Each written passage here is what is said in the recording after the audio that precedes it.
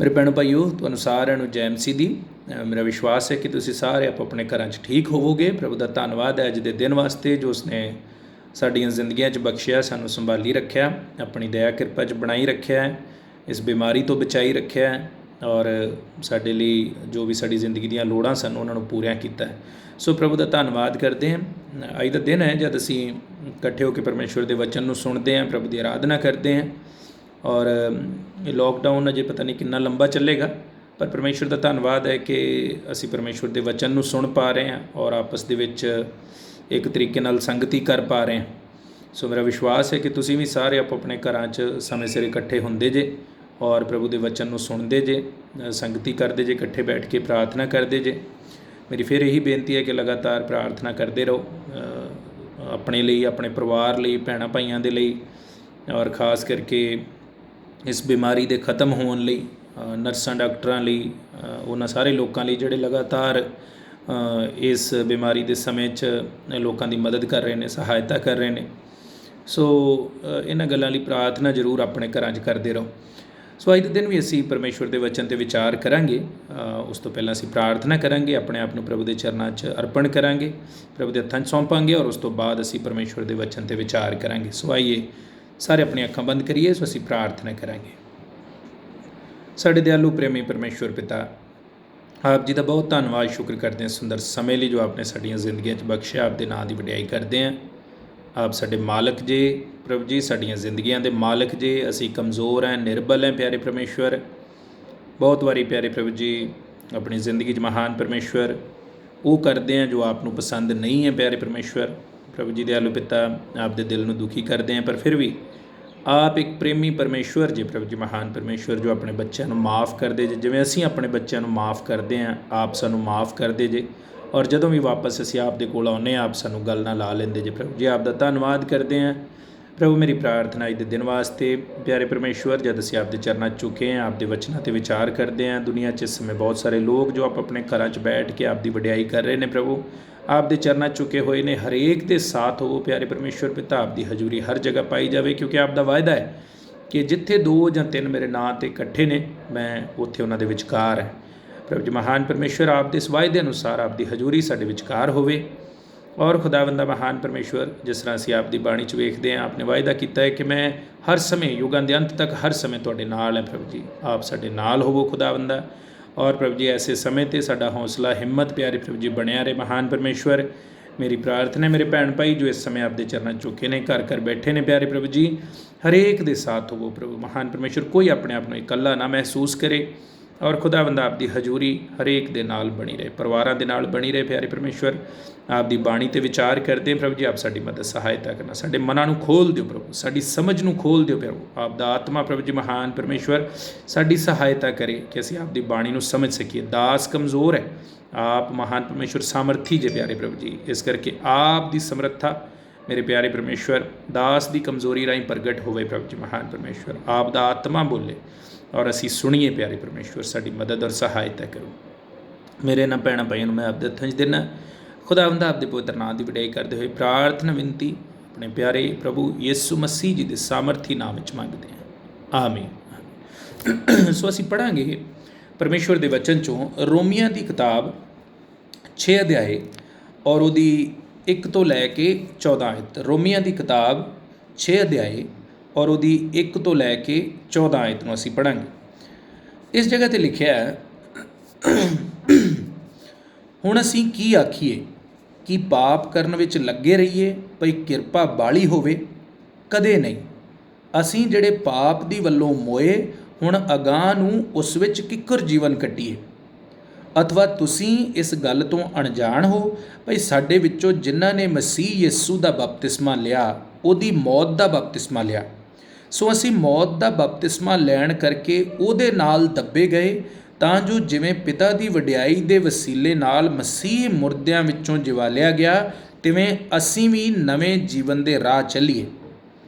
जदों असीं उहदी मौत दी समानता विच उहदे नाल जोड़े गए तां उहदे जी उठण दी समानता विच भी होवांगे।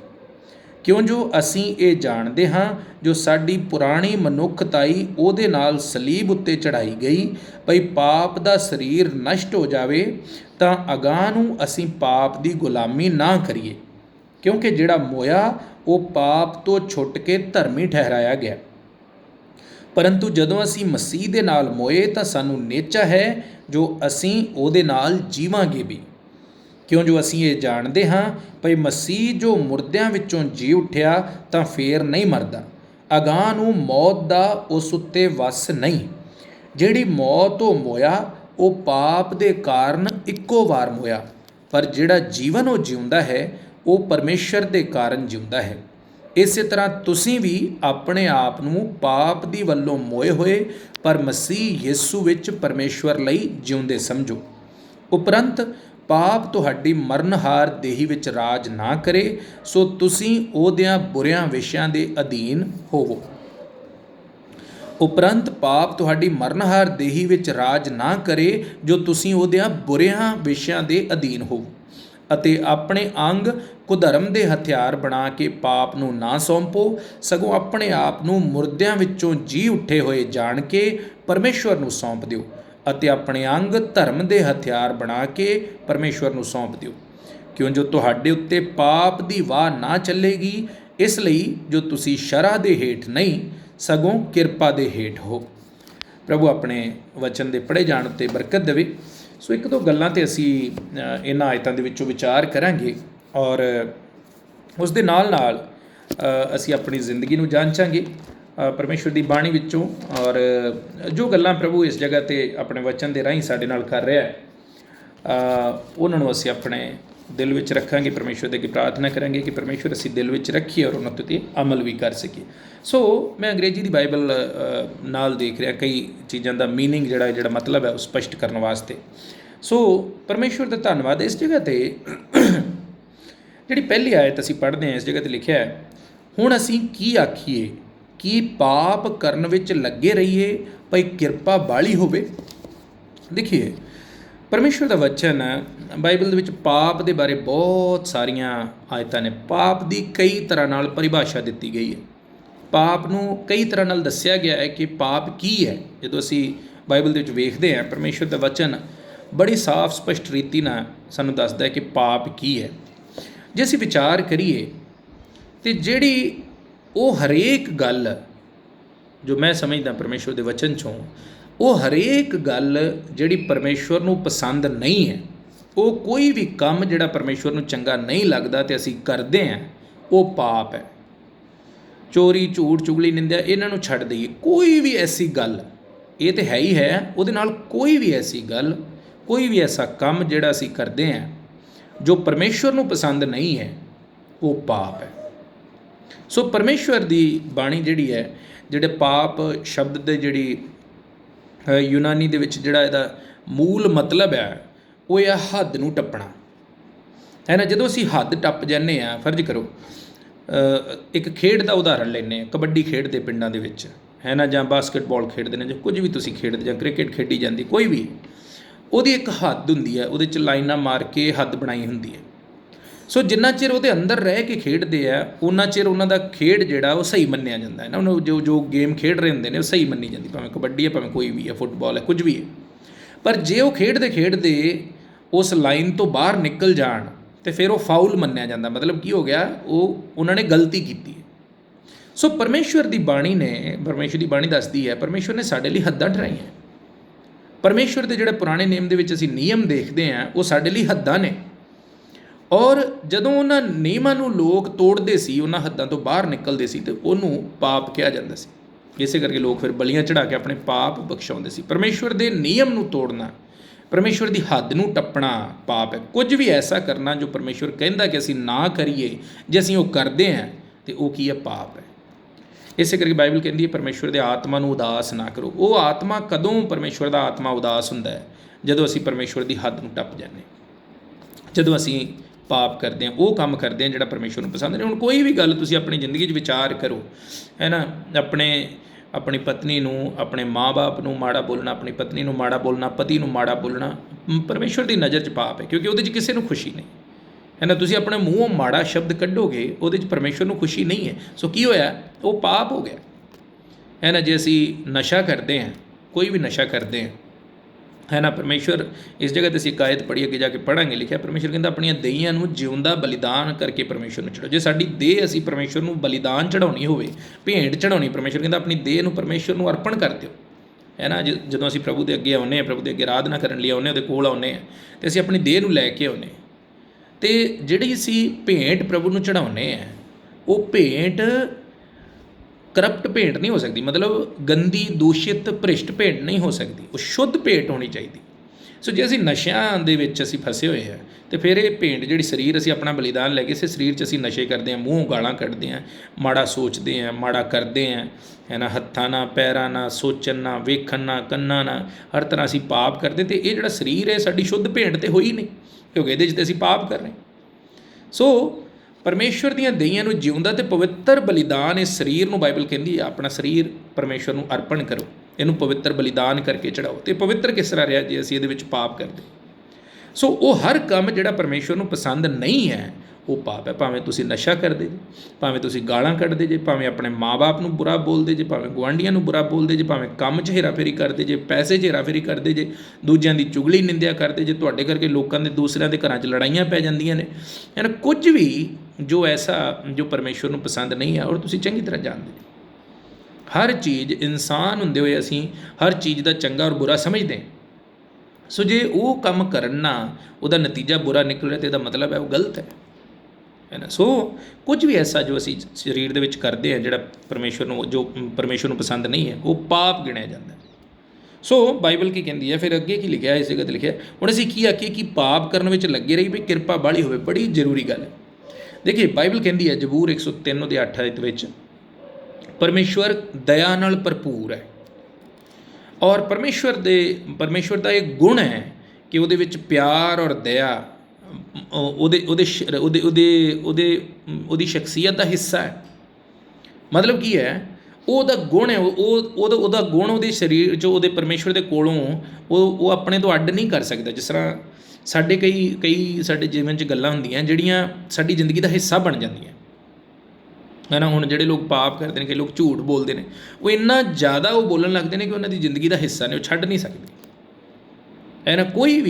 ਕੋਈ ਵੀ ਐਸੀ ਗੱਲ ਜੋ ਸਾਡੀ ਸ਼ਖਸੀਅਤ ਦਾ ਹਿੱਸਾ ਬਣ ਜਾਂਦੀ। ਕਈਆਂ ਲੋਕਾਂ ਦਾ ਕ੍ਰੋਧ, ਕਹਿ ਲਓ, ਉਦਾਹਰਨ ਲਈ ਮੈਂ ਦੱਸ ਰਿਹਾ, ਕ੍ਰੋਧ ਹੈ, ਉਹ ਕਈਆਂ ਦੀ ਸ਼ਖਸੀਅਤ ਦਾ ਹਿੱਸਾ ਬਣ ਗਿਆ, ਉਹਨਾਂ ਦੀ ਜ਼ਿੰਦਗੀ ਦਾ ਹਿੱਸਾ ਬਣ ਗਿਆ, ਉਹਨਾਂ ਕੋਲ ਛੁੱਟਦਾ ਨਹੀਂ ਹੈ। ਸੋ ਉਹ ਸਾਡੀ ਜ਼ਿੰਦਗੀ ਦਾ ਜਿਸ ਤਰ੍ਹਾਂ ਹਿੱਸਾ ਬਣ ਜਾਂਦਾ, ਇਸੇ ਤਰ੍ਹਾਂ ਪਿਆਰ ਔਰ ਦਇਆ, ਸਹਿਣਸ਼ੀਲਤਾ, ਇਹ ਪਰਮੇਸ਼ਵਰ ਦੇ ਜ਼ਿੰਦਗੀ ਦਾ ਹਿੱਸਾ ਹੈ, ਪਰਮੇਸ਼ਵਰ ਦੀ ਸ਼ਖਸੀਅਤ ਦਾ ਹਿੱਸਾ ਹੈ। ਸੋ ਉਹ ਦਇਆ ਦੇ ਨਾਲ ਭਰਪੂਰ ਹੈ। ਕਿੰਨੀ ਵਾਰੀ ਉਹਦੀ ਦਇਆ ਦਾ ਸਬੂਤ ਕੀ ਹੈ ਨਾ। ਬਾਈਬਲ 'ਚ ਕੀ ਲਿਖਿਆ, ਇਹ ਪਰਮੇਸ਼ਵਰ, ਦਾਊਦ ਕਹਿੰਦਾ, ਹੇ ਪਰਮੇਸ਼ਵਰ, ਜੇ ਤੂੰ ਮੇਰੇ ਗੁਨਾਹਾਂ ਦਾ ਲੇਖਾ ਕਰਦਾ ਹੈ ਨਾ, ਅਤੇ ਮੈਂ ਤੇਰੇ ਸਾਹਮਣੇ ਖੜਾ ਨਾ ਰਹਿ ਸਕਦਾ, ਮੈਂ ਕਾਇਮ ਨਾ ਰਹਿੰਦਾ, ਮੈਂ ਤਾਂ ਕਦੇ ਦਾ ਨਾਸ ਹੋ ਜਾਂਦਾ। ਸੋ ਇਹਦਾ ਮਤਲਬ ਕੀ ਹੈ, ਪਰਮੇਸ਼ਵਰ ਨੇ ਗੁਨਾਹਾਂ ਦਾ ਲੇਖਾ ਨਹੀਂ ਕੀਤਾ ਨਾ, ਮਾਫ਼ ਕੀਤਾ। ਸੋ ਪਰਮੇਸ਼ਵਰ ਦਾ ਇਹ ਗੁਣ ਹੈ, ਦਇਆ ਉਹਦੇ ਕੋਲ ਭਰਪੂਰ ਹੈ, ਉਹ ਕਦੀ ਖਤਮ ਨਹੀਂ ਹੁੰਦੀ। ਜਿੰਨਾ ਚਿਰ ਇਨਸਾਨ ਜਿਉਂਦਾ ਹੈ, ਜਿੰਨਾ ਚਿਰ ਉਹਦੇ ਕੋਲ ਮੌਕਾ ਹੈ ਉਹਦੀ ਦਇਆ ਦਾ ਸਹਾਰਾ ਲੈਣ ਦਾ, ਉਹਦੀ ਦਇਆ ਮੰਗਣ ਦਾ, ਪਰਮੇਸ਼ਵਰ ਕੋਲ ਦਇਆ ਖਤਮ ਨਹੀਂ ਹੁੰਦੀ। ਬਾਈਬਲ ਕਹਿੰਦੀ ਹੈ, ਬਾਈਬਲ ਦੇ ਵਿੱਚ ਪਰਮੇਸ਼ਵਰ ਦਾਸ ਕਹਿੰਦਾ, ਹੇ ਪਰਮੇਸ਼ਵਰ, ਤੇਰੀ ਦਇਆ ਹਰ ਦਿਨ ਨਵੀਂ ਹੈ, ਅੱਜ ਦੀ ਅੱਜ ਖਤਮ ਹੋ ਗਈ, ਖਰਚ ਹੋ ਗਈ, ਕੱਲ੍ਹ ਫੇਰ ਨਵੀਂ ਹੈ। ਉਹ ਕਦੀ ਪਰਮੇਸ਼ਵਰ ਦੇ ਕੋਲੋਂ ਖਤਮ ਨਹੀਂ ਹੁੰਦੀ। ਸੋ ਉਹ ਪਰਮੇਸ਼ਵਰ ਕੀ ਹੈ, ਦਇਆ ਦਾ ਪਰਮੇਸ਼ਵਰ, ਦਇਆ ਨਾਲ ਭਰਪੂਰ ਹੈ। ਪਰ ਪੌਲੁਸ ਕੀ ਕਹਿੰਦਾ ਇਸ ਜਗ੍ਹਾ 'ਤੇ, ਜੇ ਉਹ ਦਇਆ ਨਾਲ ਭਰਪੂਰ ਹੈ, ਸਾਡੇ 'ਤੇ ਦਇਆ ਕਰਦਾ, ਸਾਡੀਆਂ ਗਲਤੀਆਂ ਬਾਰ-ਬਾਰ ਮਾफ़ ਕਰਦਾ, ਰੋਜ਼ ਮਾफ़ ਕਰਦਾ, ਦਿਹਾੜੀ 'ਚ ਭਾਵੇਂ 100 ਵਾਰੀ ਕਰੀਏ, ਮਾफ़ੀ ਮੰਗ ਲਈਏ ਤਾਂ ਉਹ ਮਾफ़ ਕਰਦਾ, ਅਤੇ ਇਹਦਾ ਮਤਲਬ ਕੀ ਹੈ, ਫਿਰ ਪਾਪ ਕਰਨ 'ਚ ਲੱਗੇ ਰਹੀਏ, ਫਿਰ ਉਹ ਕਰਦੇ ਰਹੀਏ ਕਿ ਪਰਮੇਸ਼ਵਰ ਤਾਂ ਮਾफ़ ਕਰ ਹੀ ਦਿੰਦਾ ਹੈ ਨਾ। ਪਰ ਉਹਦੀ ਦਇਆ ਦਾ ਫਾਇਦਾ ਸਾਨੂੰ ਨਹੀਂ ਚੁੱਕਣਾ ਚਾਹੀਦਾ। ਜਦੋਂ ਅਸੀਂ ਦਇਆ ਦਾ ਫਾਇਦਾ ਚੁੱਕਦੇ ਨਾ, ਕਹਾਵਤਾਂ ਦੀ ਕਿਤਾਬ 'ਚ ਲਿਖਿਆ, ਜਿਹੜਾ ਝੱਟੇ ਬਿੰਦੇ ਤਾੜ ਖਾ ਕੇ, ਪੰਜਾਬੀ ਦੀ ਬਾਈਬਲ ਕਹਿੰਦੀ ਹੈ, ਧੌਣ ਦਾ ਅਕੜੇਵਾਂ ਕਰੇ, ਉਹ ਧੌਣ ਅਚਾਨਕ ਭੰਨੀ ਜਾਵੇਗੀ। ਸੋ ਉਹ ਹੈ ਨਾ, ਤਾੜ ਖਾ ਕੇ ਪਰਮੇਸ਼ਵਰ ਸਾਨੂੰ ਨਾਲ ਦਇਆ ਤਾਂ ਉਹ ਕਰਦਾ ਹੈ, ਨਾਲ ਸਾਨੂੰ ਚੇਤਾਵਨੀ ਵੀ ਦਿੰਦਾ ਵੀ ਅਸੀਂ ਇਸ ਤਰ੍ਹਾਂ ਨਾ ਕਰੀਏ, ਹੈ ਨਾ, ਉਹਦੀ ਦਇਆ ਦਾ ਫਾਇਦਾ ਨਾ ਚੁੱਕੀਏ। ਪਰ ਜੇ ਅਸੀਂ ਇਸ ਤਰ੍ਹਾਂ ਕਰਦੇ ਰਹਿੰਦੇ ਹਾਂ, ਤੇ ਫਿਰ ਪਰਮੇਸ਼ਵਰ ਕਹਿੰਦਾ, ਜਿਹੜਾ ਝੱਟੇ ਬਿੰਦੇ ਤਾੜ ਖਾ ਕੇ ਬਾਰ-ਬਾਰ ਉਹਨੂੰ ਤਾੜਨਾ ਕੀਤੀ ਜਾਂਦੀ ਕਿ ਤੂੰ ਇਸ ਤਰ੍ਹਾਂ ਨਾ ਕਰ, ਅਤੇ ਉਹ ਇਸ ਤਰ੍ਹਾਂ ਕਰੀ ਜਾਂਦਾ, ਅਤੇ ਫਿਰ ਕੀ ਹੈ, ਉਹ ਧੌਣ ਅਚਾਨਕ ਭੰਨੀ ਜਾਵੇਗੀ। ਸੋ ਪਰਮੇਸ਼ਵਰ ਦੀ ਦਇਆ ਦਾ ਫਾਇਦਾ ਨਹੀਂ ਉਠਾ ਸਕਦੇ। ਇਸੇ ਕਰਕੇ ਪਹਿਲੀ ਆਇਤ ਇਸ ਜਗ੍ਹਾ 'ਤੇ ਲਿਖਿਆ, ਹੁਣ ਅਸੀਂ ਕੀ ਆਖੀਏ ਕਿ ਪਾਪ ਕਰਨ ਵਿੱਚ ਲੱਗੇ ਰਹੀਏ, ਵੀ ਕਿਰਪਾ ਬਾਹਲੀ ਹੋਵੇ, ਵੀ ਕਿਰਪਾ ਤਾਂ ਬਹੁਤ ਹੈ, ਪਰਮੇਸ਼ਵਰ ਸਾਡੇ 'ਤੇ ਕਿਰਪਾ ਕਰੀ ਜਾਂਦਾ, ਪਰ ਕੀ ਇਹਦਾ ਮਤਲਬ ਇਹ ਕਿ ਵੀ ਅਸੀਂ ਪਾਪ ਕਰਦੇ ਰਹੀਏ, ਪਰਮੇਸ਼ਵਰ ਤਾਂ ਮਾफ़ ਕਰ ਹੀ ਦਿੰਦਾ, ਜੋ ਮਰਜ਼ੀ ਬੋਲਦੇ ਰਹੀਏ, ਬਾਰ-ਬਾਰ ਅਸੀਂ ਪਰਮੇਸ਼ਵਰ ਦੇ ਵਚਨ 'ਚੋਂ ਸੁਣਦੇ। ਜਿਹੜੀ ਗੱਲ ਤੁਹਾਨੂੰ ਬਾਰ-ਬਾਰ ਪਰਮੇਸ਼ਵਰ ਦੀ ਬਾਣੀ 'ਚੋਂ ਸੁਣਨ ਨੂੰ ਮਿਲਦੀ ਹੈ ਨਾ, ਫਰਜ਼ ਕਰੋ ਤੁਹਾਡੀ ਜ਼ਿੰਦਗੀ 'ਚ ਨਸ਼ਾ ਹੈ, ਕੋਈ ਵੀ ਨਸ਼ਾ ਹੈ, ਫਰਜ਼ ਕਰੋ ਤੁਹਾਡੀ ਜ਼ਿੰਦਗੀ 'ਚ ਕ੍ਰੋਧ ਹੈ, ਚੋਰੀ ਹੈ, ਕੁਝ ਵੀ ਹੈ, ਚੁਗਲੀ, ਨਿੰਦਿਆ ਹੈ, ਜੇ ਬਾਰ-ਬਾਰ ਤੁਹਾਨੂੰ ਪਰਮੇਸ਼ਵਰ ਦੇ ਵਚਨ 'ਚੋਂ ਇਹ ਚੀਜ਼ਾਂ ਸੁਣਨ ਨੂੰ ਮਿਲਦੀਆਂ ਅਤੇ ਫਿਰ ਅਸੀਂ ਉਹਨਾਂ ਨੂੰ ਛੱਡਦੇ ਨਹੀਂ ਹੈ, ਅਤੇ ਫਿਰ ਪਰਮੇਸ਼ਵਰ ਕੀ ਕਹਿੰਦਾ, ਉਹ ਸਾਡੇ ਲਈ ਤਾੜਨਾ ਹੈ, ਔਰ ਜੇ ਤਾੜਨਾ ਅਸੀਂ ਨਹੀਂ ਮੰਨਦੇ ਤਾਂ ਫਿਰ ਅਖੀਰ 'ਤੇ ਸਜ਼ਾ ਹੀ ਹੈ, ਪਰਮੇਸ਼ਵਰ ਕਹਿੰਦਾ। ਸੋ ਇਸ ਜਗ੍ਹਾ 'ਤੇ ਦੋ ਗੱਲਾਂ ਅਸੀਂ ਸਿੱਖੀਆਂ। ਪਹਿਲੀ ਗੱਲ, ਪਾਪ ਕੀ ਹੈ। ਹਰੇਕ ਉਹ ਗੱਲ, ਹਰੇਕ ਉਹ ਕੰਮ ਜਿਹੜਾ ਅਸੀਂ ਕਰਦੇ ਜੋ ਪਰਮੇਸ਼ਵਰ ਨੂੰ ਪਸੰਦ ਨਹੀਂ ਹੈ, ਉਹ ਪਾਪ ਹੈ। ਜੋ ਵੀ ਤੁਸੀਂ ਕੋਈ ਬਾਈਬਲ ਦੇ ਵਿਰੋਧ 'ਚ ਜੋ ਬਾਈਬਲ ਕਹਿੰਦੀ ਸਾਨੂੰ ਨਹੀਂ ਕਰਨਾ ਚਾਹੀਦਾ ਉਹ ਕਰਦੇ ਜੇ, ਹੈ ਨਾ, ਉਹ ਪਰਮੇਸ਼ਵਰ ਦੀ ਦ੍ਰਿਸ਼ਟੀ 'ਚ ਉਹ ਚੀਜ਼ ਪਾਪ ਹੈ। ਹੱਦ ਨੂੰ ਟੱਪ ਜਾਣਾ, ਪਰਮੇਸ਼ਵਰ ਨੇ ਜਿਹੜੀ ਹੱਦ ਠਹਿਰਾਈ ਹੈ ਉਹਨੂੰ ਟੱਪ ਜਾਣਾ, ਉਹ ਪਾਪ ਹੈ। ਸੋ ਪਹਿਲੀ ਗੱਲ ਪਾਪ, ਔਰ ਦੂਸਰੀ ਗੱਲ ਕੀ ਹੈ, ਕਿਰਪਾ ਦਾ ਫਾਇਦਾ ਨਹੀਂ ਚੁੱਕਣਾ, ਪਰਮੇਸ਼ਵਰ ਦੀ ਦਇਆ ਦਾ ਫਾਇਦਾ ਨਹੀਂ ਚੁੱਕਣਾ ਵੀ ਜੋ ਅਸੀਂ ਕਰੀ ਜਾਈਏ, ਜੋ ਮਰਜ਼ੀ ਕਰੀਏ, ਪਰਮੇਸ਼ਵਰ ਤਾਂ ਮਾफ़ ਕਰ ਹੀ ਦਿੰਦਾ। ਪਰਮੇਸ਼ਵਰ ਇੱਕ ਟਾਈਮ ਆਉਂਦਾ ਜਦੋਂ ਮਾफ़ ਨਹੀਂ ਕਰਦੇ, ਇੱਕ ਟਾਈਮ ਆਉਂਦਾ ਜਦੋਂ ਉਹਦੀ ਮਾफ़ੀ ਦਾ ਸਮਾਂ ਖਤਮ ਹੋ ਜਾਏਗਾ। ਸੋ ਇਸ ਕਰਕੇ ਉਦੋਂ ਫਿਰ ਸਜ਼ਾ ਹੈ। ਔਰ ਦੂਸਰੀ ਗੱਲ ਕੀ ਹੈ, ਇਸ ਜਗ੍ਹਾ 'ਤੇ ਦੂਸਰੀ ਆਇਤ ਕਹਿੰਦੀ ਹੈ, ਕਦੇ ਨਹੀਂ ਅਸੀਂ ਜਿਹੜੇ ਪਾਪ ਦੀ ਵੱਲੋਂ ਮੋਏ ਹੁਣ ਅਗਾਂਹ ਨੂੰ ਉਸ ਵਿੱਚ ਕਿਵੇਂ ਜੀਵਨ ਕੱਟ ਸਕਦੇ ਹਾਂ। ਅਸੀਂ ਪਾਪ ਦੀ ਵੱਲੋਂ ਮਰ ਚੁੱਕੇ ਹਾਂ। ਜਦੋਂ ਅਸੀਂ ਤੌਬਾ ਕੀਤੀ, ਪ੍ਰਭੂ ਨੂੰ ਗ੍ਰਹਿਣ ਕੀਤਾ, ਉਸ ਦਿਨ ਅਸੀਂ ਇੱਕ ਫੈਸਲਾ ਕੀਤਾ ਕਿ ਪ੍ਰਭੂ ਅਸੀਂ ਪਾਪੀ ਸਾਂ, ਹੈ ਨਾ, ਪਹਿਲਾਂ ਪਾਪ ਕਰਦੇ ਸੀ, ਪਰ ਹੁਣ ਅਸੀਂ ਕੀ ਹੈ, ਤੇਰੇ ਸਾਹਮਣੇ ਆਪਣੇ ਪਾਪਾਂ ਨੂੰ ਮੰਨ ਲਿਆ, ਔਰ ਆਪਣੇ ਪਾਪਾਂ ਨੂੰ ਮੰਨ ਕੇ ਅਸੀਂ ਛੱਡ ਦਿੰਦੇ ਹਾਂ। ਇਹ ਤੌਬਾ ਹੈ। ਔਰ ਜਦੋਂ ਅਸੀਂ ਉਸ ਦਿਨ ਇਹ ਫੈਸਲਾ ਕੀਤਾ ਅਤੇ ਫਿਰ ਅਸੀਂ ਪਾਪ ਦੀ ਵੱਲੋਂ ਮਰ ਗਏ। ਫਿਰ ਅੱਗੇ ਤੋਂ ਸਾਨੂੰ ਪਾਪ ਕਰਨ ਦਾ ਹੱਕ ਸਾਨੂੰ ਨਹੀਂ ਰਿਹਾ, ਸਾਡੇ ਕੋਲ ਪਾਪ ਕਰਨ ਦਾ ਹੱਕ ਨਹੀਂ ਹੈ, ਉਹ ਕੰਮ, ਉਹ ਗੱਲ ਕਰਨ ਦਾ ਹੱਕ ਨਹੀਂ ਹੈ ਜਿਹੜੀ ਪਰਮੇਸ਼ਵਰ ਨੂੰ ਪਸੰਦ ਨਹੀਂ ਆਉਂਦੀ। ਸੋ ਹਰੇਕ ਉਹ ਗੱਲ ਜਿਹੜੀ ਅਸੀਂ ਆਪਣੇ ਸਰੀਰ ਵਿੱਚ ਰਹਿ ਕੇ ਕਰਦੇ ਹਾਂ, ਜਿਹੜੀ ਪਰਮੇਸ਼ਵਰ ਦੇ ਵਿਰੋਧ 'ਚ, ਉਹ ਪਾਪ ਹੈ। ਔਰ ਉਸ ਗੱਲ ਲਈ, ਉਹਨਾਂ ਕੰਮਾਂ ਲਈ ਅਸੀਂ ਮਰ ਚੁੱਕੇ ਹਾਂ, ਬਾਈਬਲ ਕਹਿੰਦੀ। ਹੁਣ ਅਸੀਂ ਉਹਨਾਂ ਕੰਮਾਂ ਨੂੰ ਕਰਨ ਦਾ ਸਾਨੂੰ ਹੱਕ ਪਰਮੇਸ਼ਵਰ ਨੇ ਨਹੀਂ ਦਿੱਤਾ। ਸੋ ਕੀ ਲਿਖਿਆ, ਕਦੇ ਨਹੀਂ। ਉਹ ਕਹਿੰਦਾ ਕਿ ਜੇ ਪਰਮੇਸ਼ਵਰ ਦੀ ਕਿਰਪਾ ਬਹੁਤੀ ਹੈ ਅਤੇ ਫਿਰ ਅਸੀਂ ਪਾਪ ਕਰੀ ਜਾਈਏ। ਫਿਰ ਅੱਗੇ ਉੱਤਰ ਕੀ ਦਿੰਦਾ ਹੈ, ਕਦੇ ਨਹੀਂ, ਐਸਾ ਨਹੀਂ ਹੋ ਸਕਦਾ। ਸਾਨੂੰ ਇਹ ਪਾਪ ਕਰਨ ਦਾ ਹੱਕ ਨਹੀਂ ਹੈ। ਉਹ ਕਿਰਪਾ ਕਰਦਾ, ਸਾਡੇ 'ਤੇ ਦਇਆ ਕਰਦਾ, ਹਰ ਵੇਲੇ ਕਰਦਾ, ਸਾਨੂੰ ਬਾਰ-ਬਾਰ ਮਾफ़ ਕਰਦਾ, ਪਰ ਪਾਪ ਕਰਨ ਦਾ ਹੱਕ ਨਹੀਂ ਹੈ ਕਿ ਉਹਦਾ ਅਸੀਂ ਫਾਇਦਾ ਲਈ ਜਾਈਏ। ਔਰ ਲਿਖਿਆ, ਅਸੀਂ ਜਿਹੜੇ ਪਾਪ ਦੀ ਵੱਲੋਂ ਮੋਏ ਹੁਣ ਅਗਾਂਹ ਨੂੰ ਉਸ ਵਿੱਚ ਕਿਵੇਂ ਜੀਵਨ ਕੱਟੀਏ। ਸਾਨੂੰ ਉਸ ਵਿੱਚ, ਹੁਣ ਪਾਪ ਵਿੱਚ ਜੀਣ ਦਾ ਹੱਕ ਨਹੀਂ।